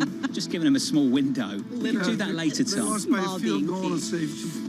Priya Misra will join us on that and on the rates market too, joining us from TD, 7 a.m. Eastern Time. From New York City this morning, good morning to you all. Getting the trading week started with futures positive 1/10%. This is Bloomberg. With the First Word News, I'm Laura Wright. China is warning that new COVID-19 infections will increase in the coming days after the latest outbreak, which is fueled by the Delta variant, expanded to 11 provinces. In lockdown, hundreds of thousands of people in the north asking them to stay home. Officials are warning of civil and criminal penalties for anyone disobeying the order. UK Chancellor Rishi Sunak is set to announce almost £6 billion for the National Health Service at this week's government budget. The boost, as the UK attempts to clear backlogs caused by the pandemic, is one of a few major giveaways likely in Wednesday's financial statement. Sunak's task is complicated by a stuttering economic recovery, faster inflation, and a surge in virus cases. Turkey's lira fell to a record today amid the country's ongoing diplomatic spat. Already under pressure following a larger-than-expected rate cut last week, the currency slid again today after President Erdogan said the ambassadors of 10 nations, including the US, Germany and France, were no longer welcome. The countries are demanding the release of a prominent businessman and philanthropist. PayPal says it is not pursuing an acquisition of Pinterest, ending days of speculation over a potential $45 billion deal. Last week, Bloomberg News reported PayPal had approached Pinterest about a potential deal. An acquisition of Pinterest, a visual search and scrapbooking platform, would have boosted PayPal's ambitions to become the next global super app. Global news 24 hours a day on air and at Bloomberg Quick Take, powered by more than 2,700 journalists and analysts in more than 120 countries. This is Bloomberg.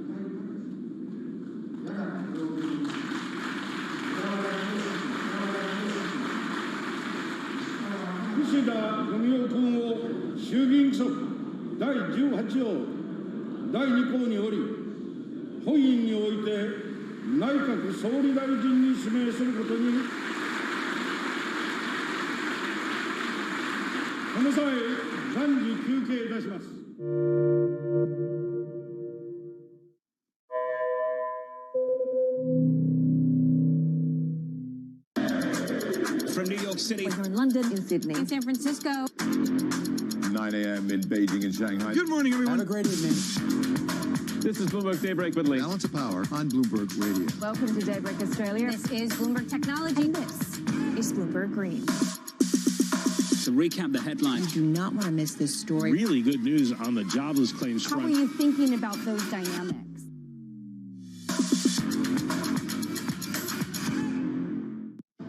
The energy crisis, there's a lack of drivers. Is there anything that you need to ask authorities to do better, or that your clients want the UK to do better? I think we're at a moment in time where we're coming out of the pandemic and there are a handful of things going on. I think all over the world there are labor issues that are really a reflection of this transition out of the pandemic. There are supply chain issues. Some of this stuff is transitory. There are some secular trends that we have to watch closely. But I think we're adjusting and dealing with it as anybody else is. And I think leaders here are thinking about it the same way leaders are around the world. When you look at the UK and, of course, some of these green investments that the UK and the City of London particularly has been really trying to pitch, you've been extremely involved in carbon offsetting. Can London really spearhead that movement? Well, I think it's important that governments around the world partner with the private sector to try to get capital directed toward innovation in a way that we can accelerate the climate transition. And I want to emphasize it's clearly a transition. More Watch Bloomberg Surveillance to learn how to look at markets, how to look at trends, and how to look younger. What do you think, John? Botox, or do I really need to get something done? I think, Tom, if we just change the style up a little bit. You think so? Yeah, You drop look the bow great. tie. Drop the bow tie. What, Drop skinny the bow tie? Yeah. I always say, this is my line, whenever anyone in America has a go at me about a skinny tie. The older you get, the wider it gets. Oh, really? Until it becomes a bow tie. This is a bow tie. Until it becomes so fat, you just sort of...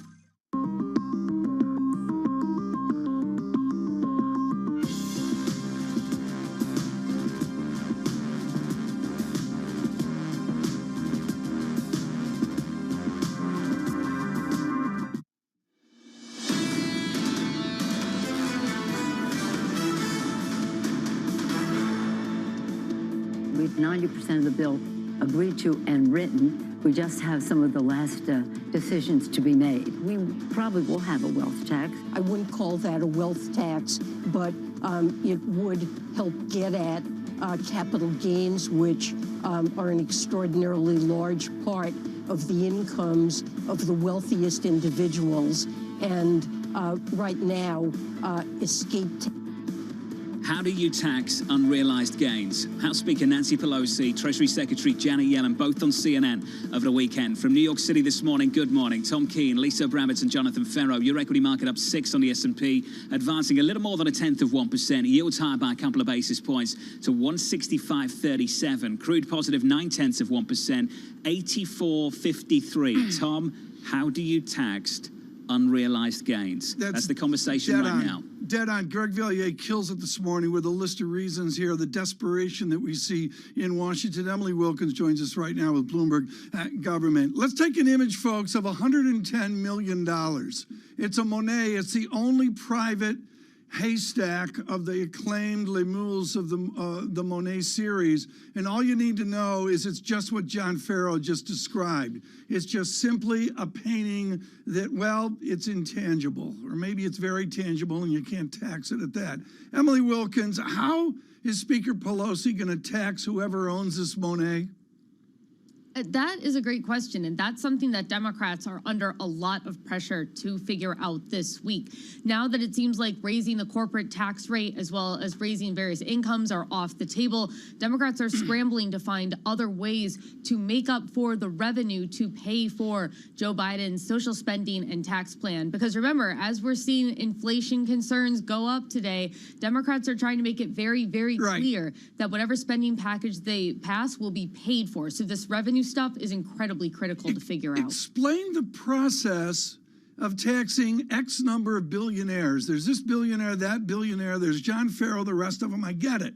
But how do you actually go through a legislative process to pick on, I'm going to guess, 200 people? For Democrats, what they're looking at right now, reportedly, is those who are making more than either $1 billion per year or making more than $100 million over 3 consecutive years, and that they would be subject to another income tax. That's one of the options that they're looking at. They're also looking at bolstering the IRS as far as making sure that they can really look and do a thorough review of individuals. That's getting a lot of criticism from Republicans, though, who say that they're just emboldening the IRS to really examine the average American's spending and taxes. So lots of options on the table right now. Not a lot of clarity at this point on what options Democrats will be choosing. Emily, was this the main topic of discussion at the breakfast yesterday in Delaware with Senators Manchin and Schumer, as well as President Biden? We know that it had to be one of them, but that's not the only thing right now in this bill that's up for debate. Climate is a huge, huge piece of this. Remember, one of the reasons that President Biden is pushing so hard to get this bill done now is so he'll have something to take to that UN climate summit meeting. And the main part of the main climate piece of the bill, the clean energy plan, that is now out of the legislation. And so Democrats are trying to think of another way to reduce emissions by 50% by the year 2030 without that piece of the plan in there. So once again, a lot of stuff going on. Speaker Nancy Pelosi said they're 90% of the way there, but that other 10%, that includes a lot of things that need to be decided on before the end of the week. Emily, this feels like whack-a-mole. It's sort of pick your topic, and there's going to be disagreement on it. And when you get agreement on that one, there's going to be disagreement on something else. How do you view progress, other than listening to Nancy Pelosi saying 90%, 80% there? How do you actually judge whether they're moving forward? Well, we know right now that the main goal is to get from that $3.5 trillion number to a smaller number, more in the field of about $2 trillion. And so to hear things like we heard last week, that tuition-free community college is out, that the child care tax credit's only going to be extended for a year, to hear Democrats say exactly what some of these cuts are going to be, suggests that there is progress being made over that final goal of trimming down the bill. But as you point out, there's still a lot that's left to do, and not a very long time to do it. This is an unfair question, Emily, but it's Unfair Monday. What's your working number right now on the social legislation? Are you at 1.9 trillion, or are you north or south of that? Well, when you talk to lawmakers, you do hear a lot of different numbers in that range. You hear 1.75, you hear 1.9, you hear 2 trillion. I mean, look, I just talk to the people and ask them what they're thinking of at this point.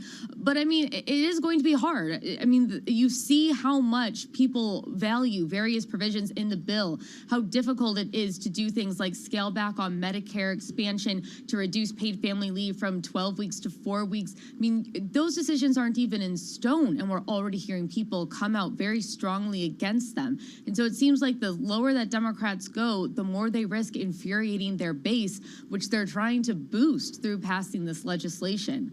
So at this point, it seems like it's going to be, the lower they go, the more difficult it's going to be.